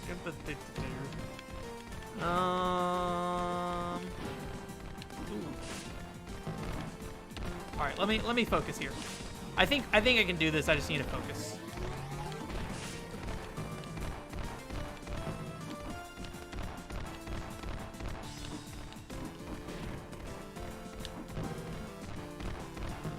Nope, this is bad. Man, getting stuck between those orbs and the charging guys sure is something.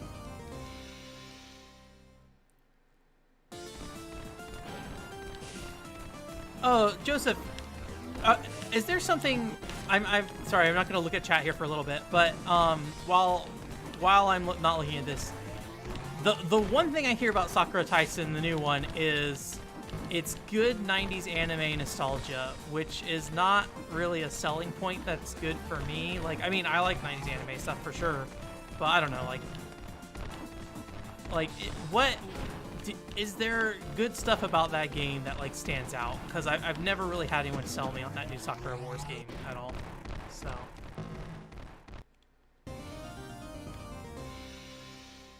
Oh, that's cute. I like that. I'm not a big Pokemon fan, but I can appreciate how cute the merch is. I like the Pokemon underwear. I don't have any Pokemon underwear. I would wear it, though.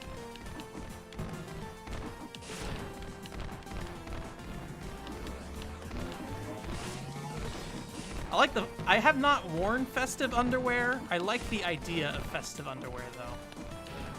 Like, if you gave me some boxers with, like, a jack-o'-lantern face on it, I'd probably be all up on that. Like, yeah, Halloween boxers. I don't know. Those kind of things are goofy in a way. I like it. I do like socks with, like, patterns and stuff as well. I just don't buy them much, unfortunately. I need to buy new socks in general. I'm a little... The sock situation is running low on socks.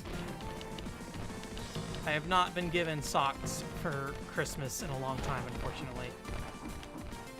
I would appreciate it. Mother, if you're watching. Oh, man. Oh, man.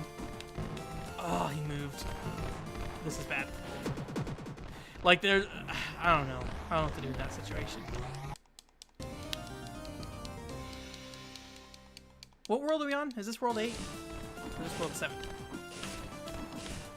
Only one.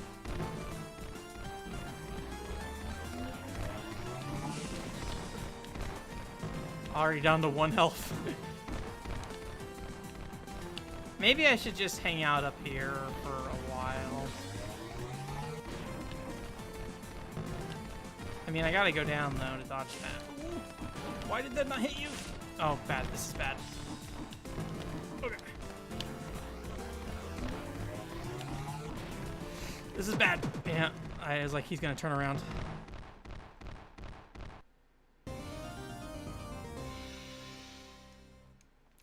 The original one got a fan translation recently, right? It'd be nice if Sega put the work in and translate the other ones, but you know, I'm guessing the new one probably didn't do well enough to really justify that. Although I was not expecting them to go and like translate all of original PSO2 content. That seemed like a immense amount of work. Admittedly, it's like an investment for the future, right? Because you know, the whole PSO New Genesis stuff.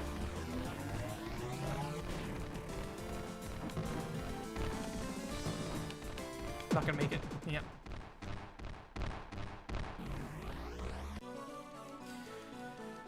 Oh, El Shaddai. Snap. That's good that the characters and cast are enjoyable. I liked Shining Resonance. Oh gosh dang it, I forgot this starts with this guy.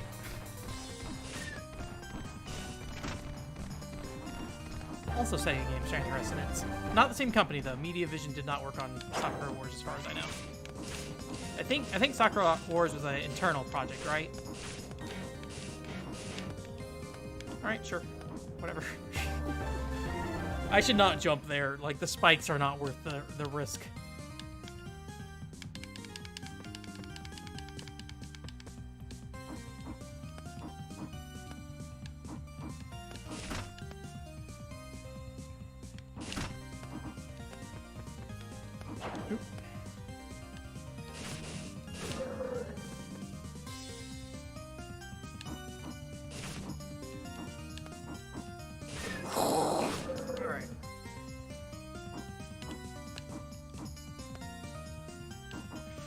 Hurt me.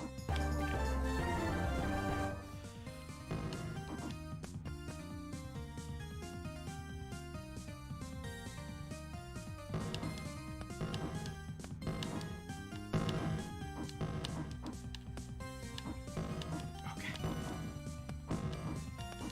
All right.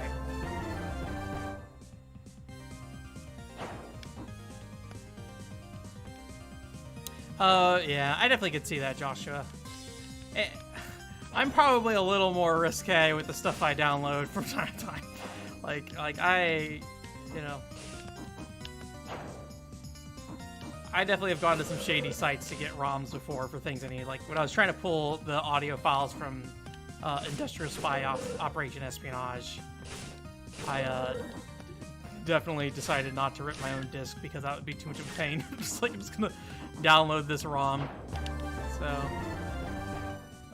usually that stuff, like, there's definitely ways that you can find it, especially something like that. I feel like you could probably find it pretty easily. I think it's when you get into the more obscure stuff, it's a little hard. Dang it. I don't think there's any concern about dying on this level, but yeah. But yeah, for sure. I definitely wouldn't blame you for being cautious. We're gonna just do the single jump, I think is what we decided. That seemed to work well. Oop, that was up there. Okay. The biggest fear I have is the face masks. Like, when I do the single jump, it feels like I'm going to smack right into the face mask.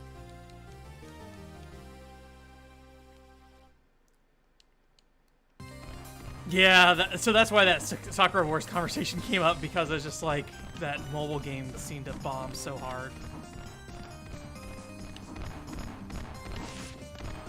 I'm not sure how that thing did so bad.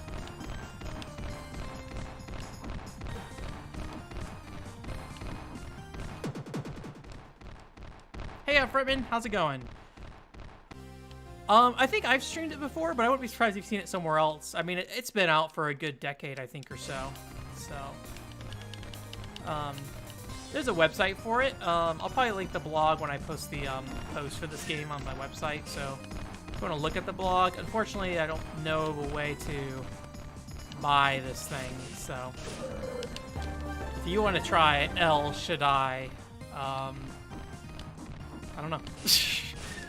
It's still active, they're still selling it, so I don't want to upload it online. That's the hard thing. It's like, yeah, it's kind of bad that these games are so hard to get your hands on, it seems like, but at the same time, they're still selling them, so. The preservationist in me wants to be like, okay, back this stuff up just in case.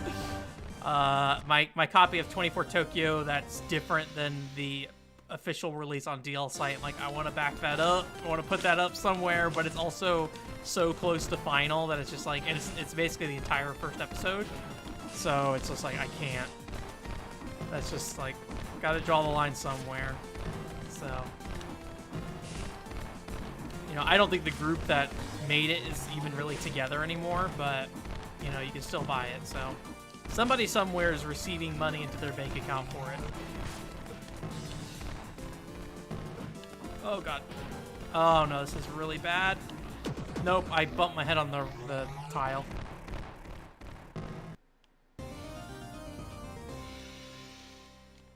Yeah. The music's good for it. It's got that good Sakura Wars theme.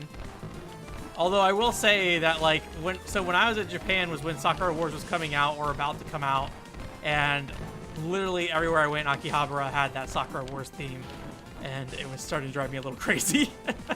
It was that, and like every other store, there'd be a guy saying Final Fantasy VII in the thing, like as like a 15-second commercial would loop for Final Fantasy VII, and he'd the little Square Enix beep noise over and over again. So I'd be sitting there like squatting in front of the PS1 games, looking for my copy of First Kiss Story for the PS1, and I just hear Final Fantasy VII be uttered like 8 times, more than 8 times, like probably like a good, 50 to 100 times.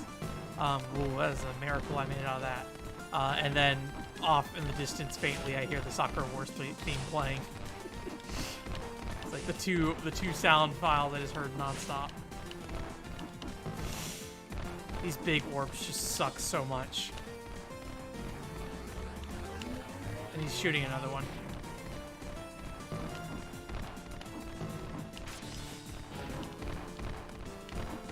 Oh!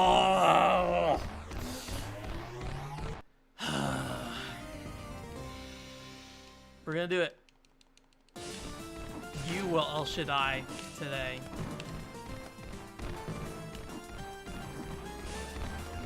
You shall die. That's my parody game. Maybe that's what the point of El Shaddai is. You shall die.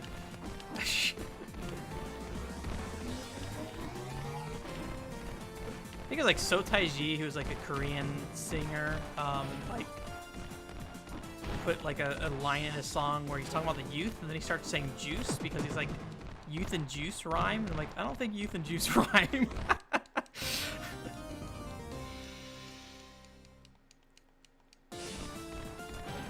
Oh yeah, I don't necessarily mind that. Like, I'm playing the Indiana Jones game. Well, I haven't been playing it recently because I've been playing Xenoblade Chronicles X nonstop. But when I've been playing the Indiana Jones game, like, the only song in that game is the Indiana Jones theme. And, like, it's fine as long as the arrangements have a good diversity, I think. Oh, man. Back there, too. Right where the 2 orbs are. Alright, at least we got up here. And another orb. Least. Nope, I wanted to drop down, but it's like I gotta get on their back at some point, so I gotta risk the butt drop right there. Okay. We might not get to Haxor tonight, unfortunately.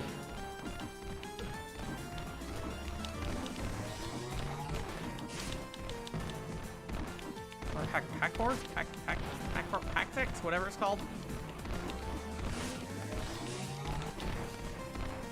Depending on how this goes. Oh, that was lucky. Lucky that I didn't, A, that I made it through there, B, I didn't take any damage when I fell in his butt. It looked like I was right on top of his butt hitbox.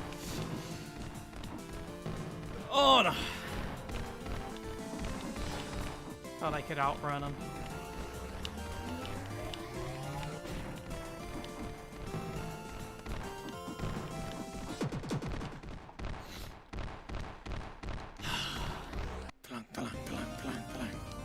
Okay, I got 3 more tries, and then we gotta go through the levels again. Okay, that's a... I don't like that move, but it gives me a chance to hit him a few times at least without worrying about the thing. Oh, man. Okay.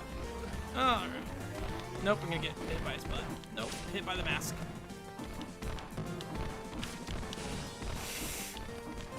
Oh. I was like, I'm gonna run past it under it because the other guys are running the other way, then I forgot the other ones are running back at me.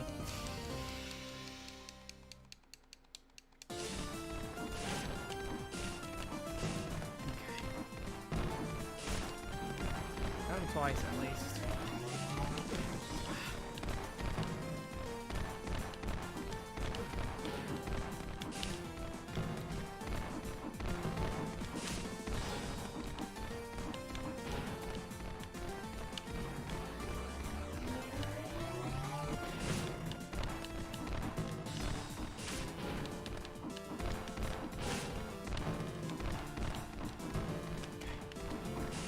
Nice. No, no, bad. I hope it's the final boss. That'd be nice. 7 seems like a weird stage to end on, but maybe there's some other logic I wouldn't about. ShaDIE is about like God stuff, so maybe it's like, I don't know, 7 fallen angels or something. I don't know. I don't know anything about religion, unfortunately, so can't help you if you're looking for some ShaDIE lore here based off actual religious book thing.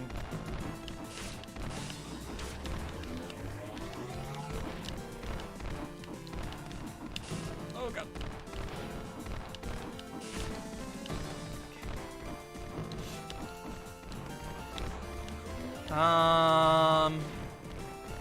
I might just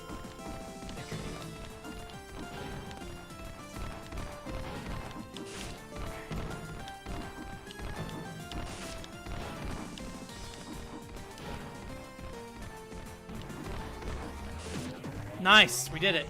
Oh. Nope. That's not the final boss. Oh.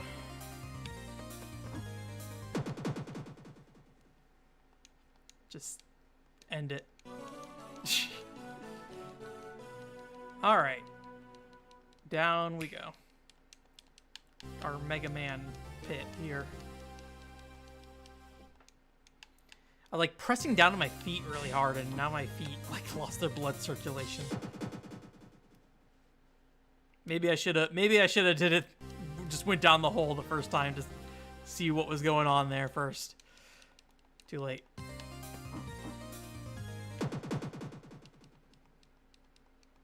That is a very Mega Man style death, actually. They actually, so this developer, Capcom, actually did a Idolmaster Mega Man parody game.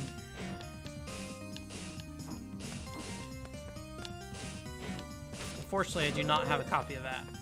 I don't know if they were selling it where I was there, or what.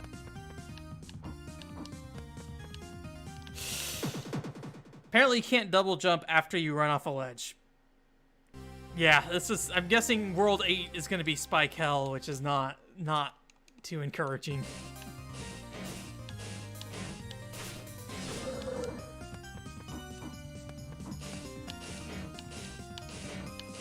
There we go. Oh!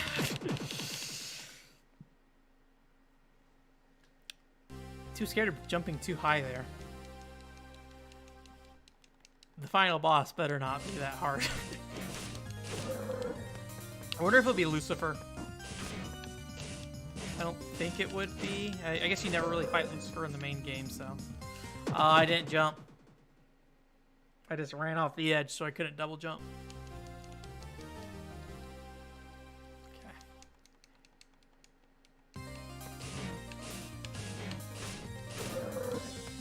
Not that health really matters here. Since the spikes are insta-death. Need to drop down further this time. I would not say I'm particularly good at these kind of games, like Mega Man, Spike Trap kind of things.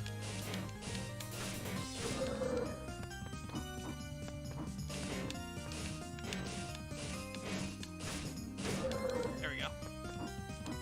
Whew. That is really tight. Maybe you could just try doing a single jump and just like holding the A button and seeing if that's enough to clear it.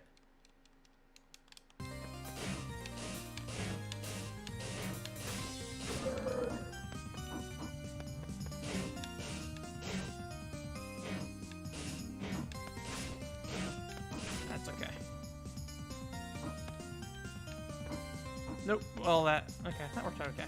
I'm gonna try just a single jump, and if we push on the ledge, I'm gonna jump a second time and try to make it in. Nope. Didn't get a chance to try.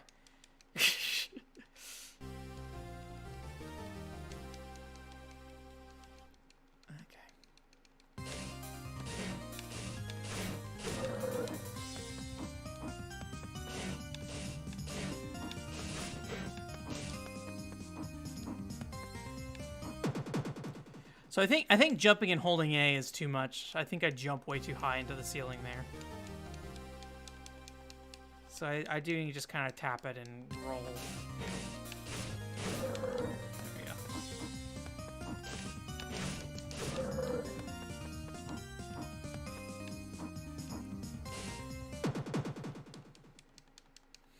This is gonna be rough. If every stage is like this. This does not bode well for the next 30 minutes. Right, at least this stage is like pretty straightforward once you know what you're doing. Pretty straightforward once you know what you're doing. All right.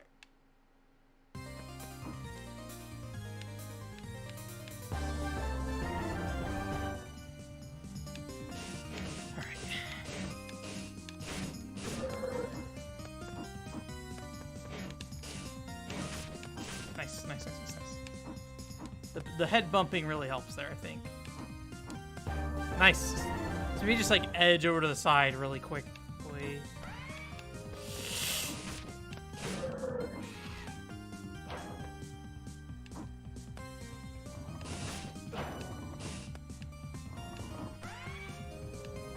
Oh, that's scary. Okay.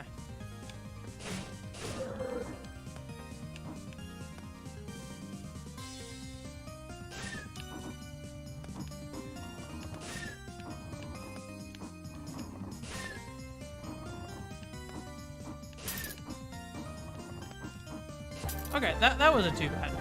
If that second level is the worst it gets, then I think we'll be able to get through without too much trouble. It is weird that they, at least so far, start you in like what feels like the hardest one. Admittedly, there's not like a lot of obstacles. It's just spikes of death, and that's it. Oops. I should have just ran and jumped off the side. Okay.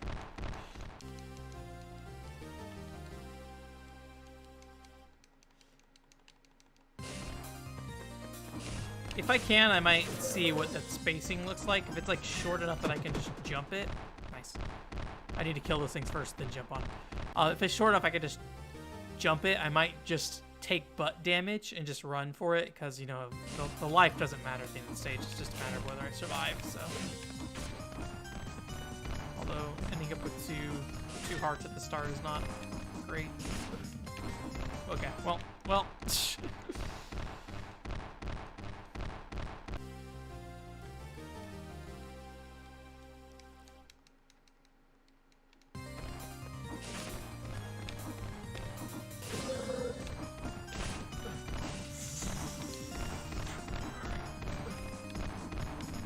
I should have jumped.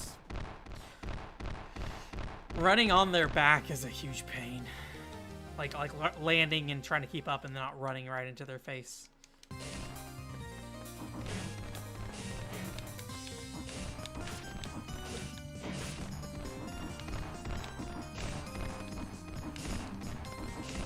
Oh, so close. There we go. Get back to the single jump strat. Nope, didn't work out.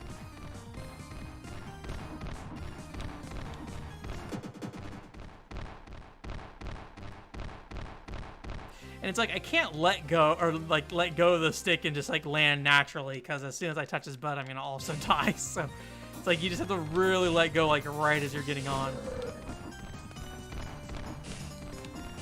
Nice. Okay.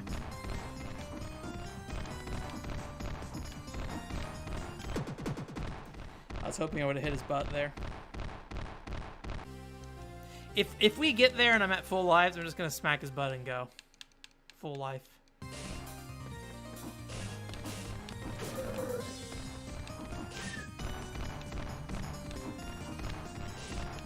I was close, almost died.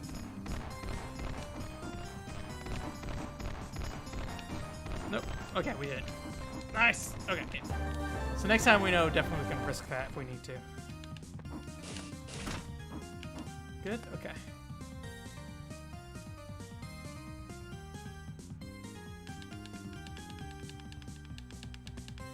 Oh, no, there we go.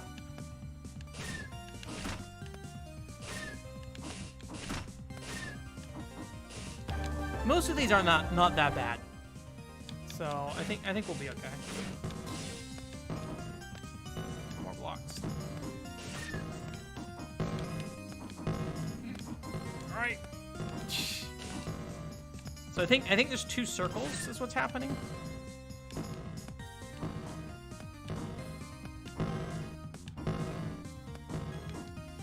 Where's that going? Okay. So it's like I gotta kind of like stick in that center area between the 2 sets of disappearing blocks for a second there before I can move on. Whoops. Whoops.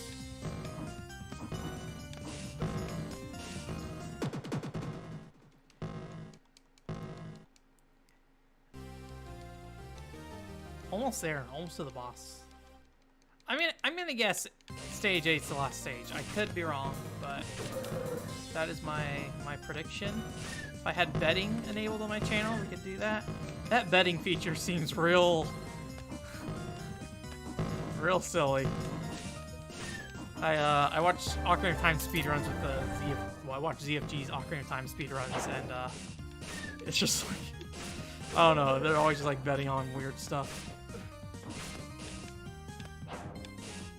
I haven't really bothered with any kind of like Twitch plugins or anything like that. I don't know if I should. I don't know. I looked out from dodging or like slicing there. All right. Who is the boss and how hard is it? How nightmarish is this room going to be? Okay, both of them at once. This could be awful or fine. Because the room layout is actually very simple. So as long as they don't interact too much, I think we might be okay.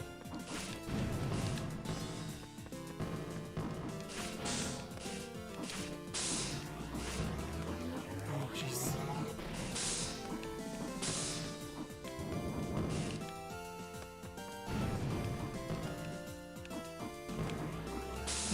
No.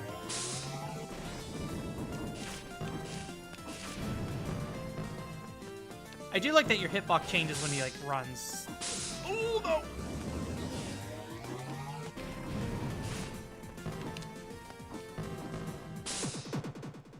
Sniped. All right, this seems very doable. That fight does not seem that bad, at least so far. So I can deal with 2 people at once. That spite room felt like it should be the final level. I'm hoping that this boss fight is the final level. But honestly, I think after I get past the second spike room, it's probably smooth sailing now that I kind of know what's going on.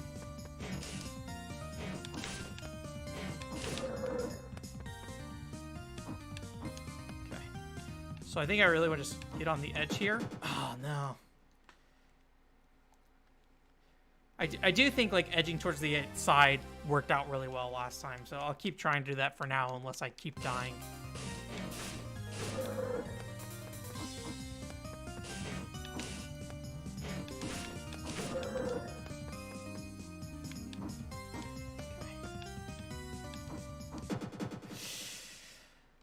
It's so tight on that.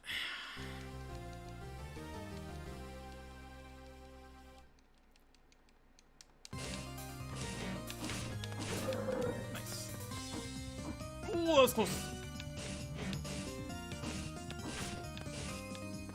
Oh, the spike room before the boss?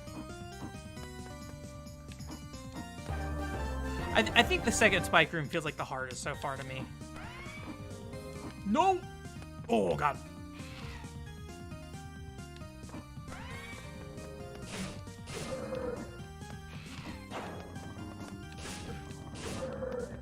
I don't really care about the, damage I take there, so.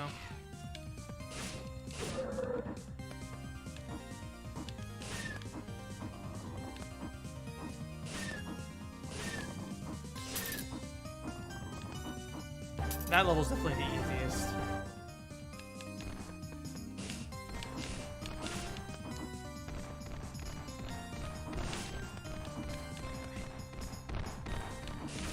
The big thing I need to remember here is that it's always worth it to just take the damage and go if I need to.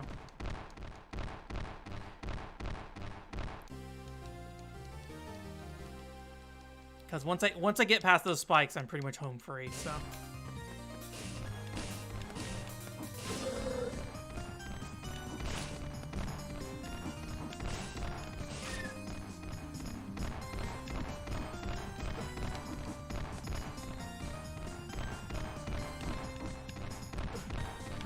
Nope.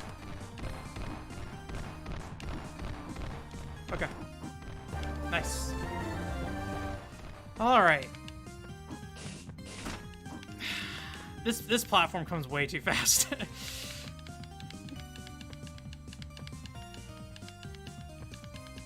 All right. Dance.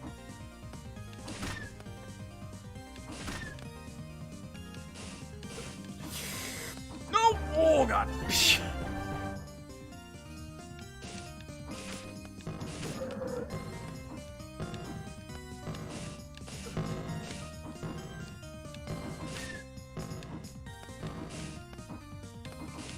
Come on. All right.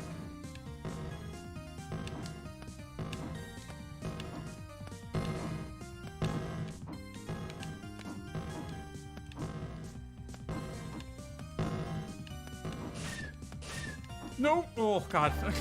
I meant to jump and slash, so like the fact that I slashed first scared me. Ah, dang it.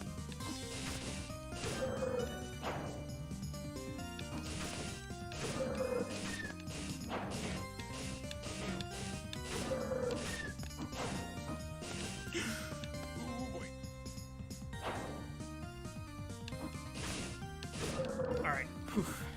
Safe. Oh yeah, this is a decent amount of lives. I think we got this. I don't think this is gonna be too bad. Oh dang it.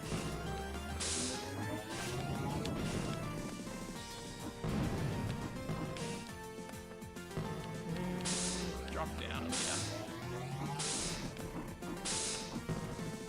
Drop down.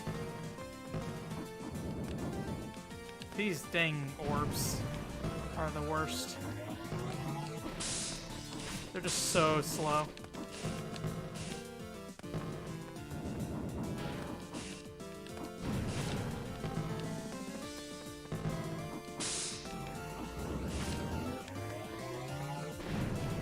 So slow and big.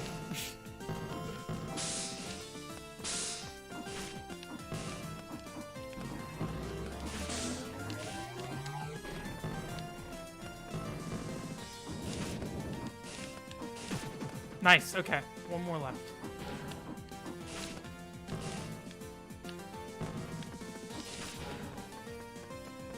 Just play it safe.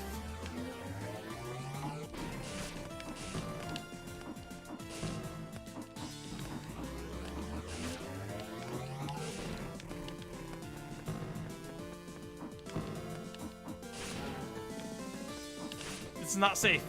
Okay. Getting stuck between two orbs is not my idea of a good time. There we go. Is that it? Did we do it? We did it.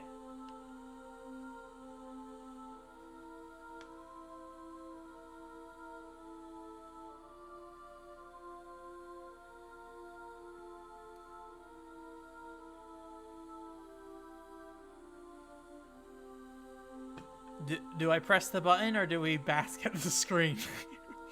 I don't know if something's gonna happen here or not. Probably not. Alright, I'm gonna press the A button. Alright! We did it! El Shaddai. We won the world. Alright, you guys ready for some Haxors or whatever it's called? What is it called again? Let me see. I had to look it up earlier because I could not remember for the life of me what it's called. Hackox. Alright. Thank you. I did it. I have been El Shaddai. Goodbye, El Shaddai. Guess what was hiding behind it the whole time? Jr. from Xenosaga 2. I need to make sure I turn off the desktop audio first. There we go. Okay. You guys should hear some Xenosaga now. All right. So before we play some Hackhawks, I want to point out this, like, so I reviewed Xenosaga episode 2 or episode 3 in 2009. I did not like Xenosaga episode 3, just so you know. I did give it a 7.8 though. And my favorite part of the review is when I spend about 2 to 3 sentences complaining about the footsteps in the game. And so I have this little bit here where it's like, the footsteps may be a little too loud. I couldn't fit too much more, but I like this. This is like sums up the criticism so good. The footsteps may be a little too loud. Now tell me, guys, are these footsteps too loud? I don't know why I was like so focused on the footstep sounds in this game. Anyways, we'll leave that quote up there for good time's sake. Thank you for the congratulations. I'm glad we were able to beat El Shaddai tonight. I have beaten 2 El Shaddai games now. Alright. So if you don't know what this is, so for some reason in Xenosaga Episode 3, they're like, hey, let's put in this whole puzzle minigame for some reason. And it's like this really fully fledged game that I don't see a lot of people talk about very often. Maybe I'm just not in the right circles. But it's just this really silly thing. I don't know where we're gonna start because I haven't played this in years outside of just me testing it a bit earlier. So I think we're just gonna jump into like chapter 3 here and hope this is like good. Sorted garbage. You guys gonna do sorted garbage? Here we go. All right, let's see how this goes. So basically, how this works. That is louder than the music. Oh, the footsteps, yeah. Yeah. So how this works is basically character spawn. I've assigned characters different colors, so I think green is Cosmos, maybe? Yeah. Okay, yeah, green is Cosmos and red is Junior. And so you have these little like things you can move here. So I can move these like little blocks by pressing you know, circle or square on the PS2 controller. So this like pit in the middle is where they like fall in. So I need to kind of like carry them over to where they need to go. So green goes below where red should go down into there. So I think that works there. I don't want green where she is right now. Yeah, so I gotta kind of figure out where they should be. Now Cosmos just died. Nope, I did this wrong. All right, let's retry this one. All right, and there can be up to 4 characters on screen at once. Okay. Spawn. We got Cosmos, and Cosmos needs to stay on this side. So basically, I want Junior's on the left, and then Cosmos on the right. So for Junior, I'm gonna have to spawn him and make him go over there. And I'll have to help him around us. Is he stuck? No, he always turns right. No! Ah! Whoops. See you, Junior. Rip in peace. I like the voice clips in this thing a lot, too. They're fun. Okay, so I need to square up to get Cosmos over here. Go. Mission completed. Mission completed.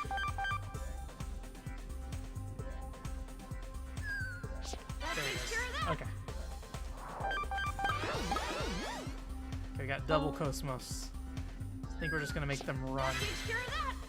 You can control their speed. You can tell them to like power walk, jog, or just like walk normally.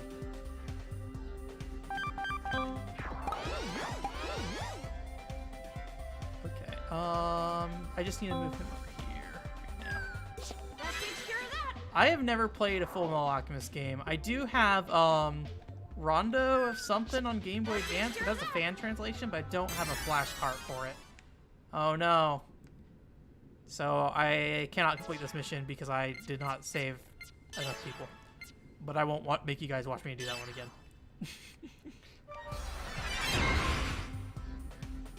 Alright. So what am I doing? Why would I want to block red there? I don't think... they might be able to walk up slopes, actually. I'm not quite sure. I'm pretty sure I just would not want... Why would I ever want to block red? Maybe I can turn them around, potentially? We'll find out. Put on a show for you. I can do this. That takes care of that. Is there a need for me to do this? Alright. This reminds me of like a PS1 I seem game. to have reached the end. Like aesthetically. A little bit. That takes care of that. Yeah, I'm not sure what the I seem to have X reached the for, end. but we'll see if that's just like my safety, like, hey, you messed this up. That takes care of that. I seem to have reached the end. That takes care of that.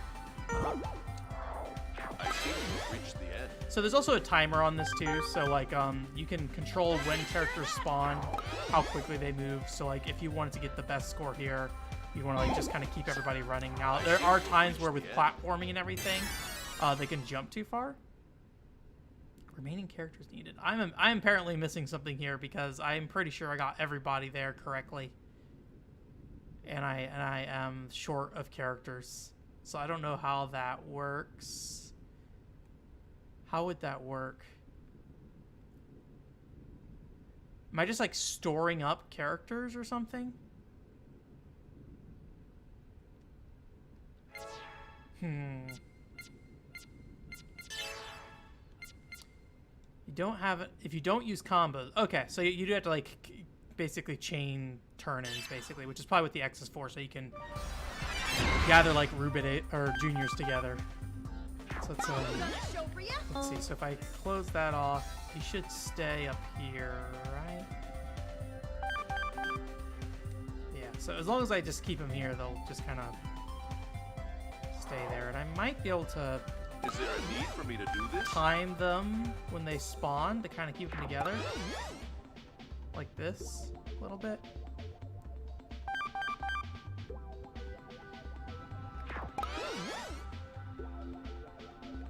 Although I don't know if I'll be able to like make them jump up. Okay, do I just do 2 at a time? Is that all I can do? Nope. I seem to have reached the end. Rip. Alright, well, let's see how this goes. Oh, wait, no, I got another Ruby note. That takes care of that. Alright. Yeah, I don't know how I get the blue ones to work. Maybe I, if I get 2 with juniors, I think that might be enough already, so. It does feel kind of like intelligent cubes. I almost picked up the Wii Full Metal Alchemist game, but I looked at it and was just like, you know, when it comes to like actual content in this game, it looks pretty text Is there a heavy. need for me to do this? And I like if it's that text heavy, and I really couldn't find too many gamey things about it, maybe I should kind of avoid it. Not that that stopped me in the past, right? Like I've played First Kiss Story all the way through or whatever. So okay. This might work out okay. Let me try blue guys again. There we go. I seem to have reached the end. That takes care of that.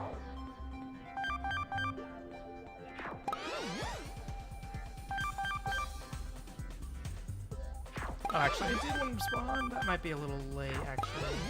Let's see. That wasn't too bad. Alright.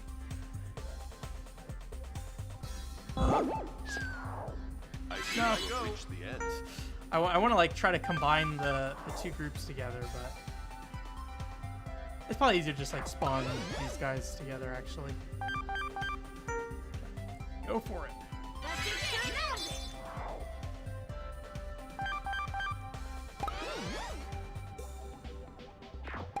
Ooh, that's bad. Spawn them way too close to each other. Although I guess I could technically just go ahead and send Junior down and then just keep that in place. Yeah, something like that.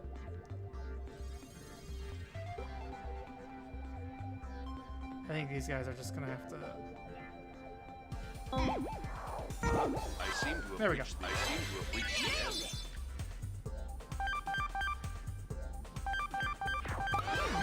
Whoops. Ah, I didn't want to do it. Actually, that's not terrible. I didn't want you that way, though. Nope, I'm bad. I'm ruining it. I'm ruining everything. You down there. You two stay up here. You down there. Okay. No! I seem to have reached the end. Oh well. Didn't work out. My last guy, there's no way I can get 3. Go for it. I seem to have reached the We end. tried. Yeah, it does kind of feel like Intelligent Cube or Devil Dice kind of thing. So it's a fun little thing. It's a neat. I don't know. It's a neat bonus in a game that I'm not particularly happy with overall. Admittedly, it's been a long time since I played this game. Although like not all of them look like this. Like some of the stages feel a lot more lively. Let me see if I can. Like I think some of these stages have a lot more greenery to them. Yeah, it's got a nice like look to it in general. Oh, this is a tutorial. Want me to do this? But That takes care of that. I seem to have reached the end. Mission completed. oh, teach me about combos.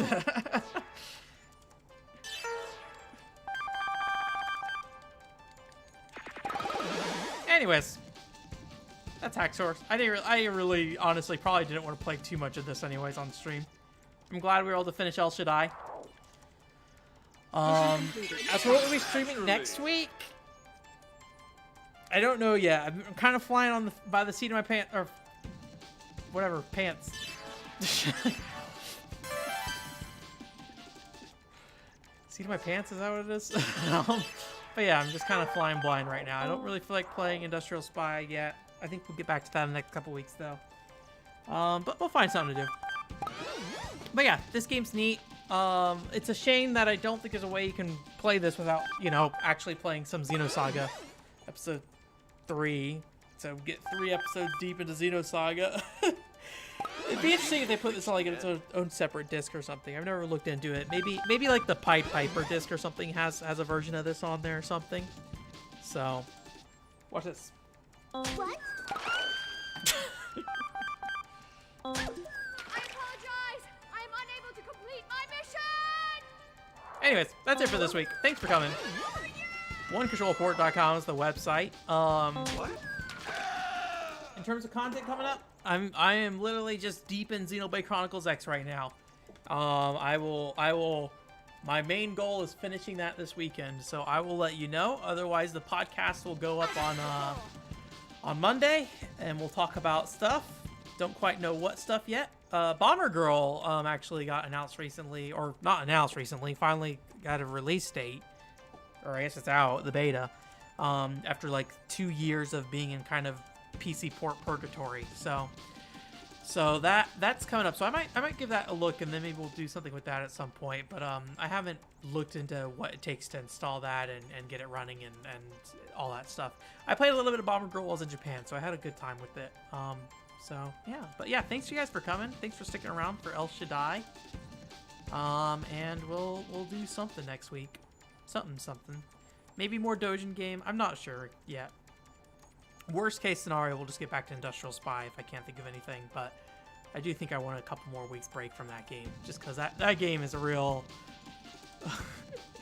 it always feels like a really intense experience of, like, I have to finish this map before the stream's over or whatever. Like it's always like just trying to cram that whole mission into 1 2.5 hour session is always a challenge. So yeah, but thank you guys for coming, and I hope you guys have a great weekend. Bye.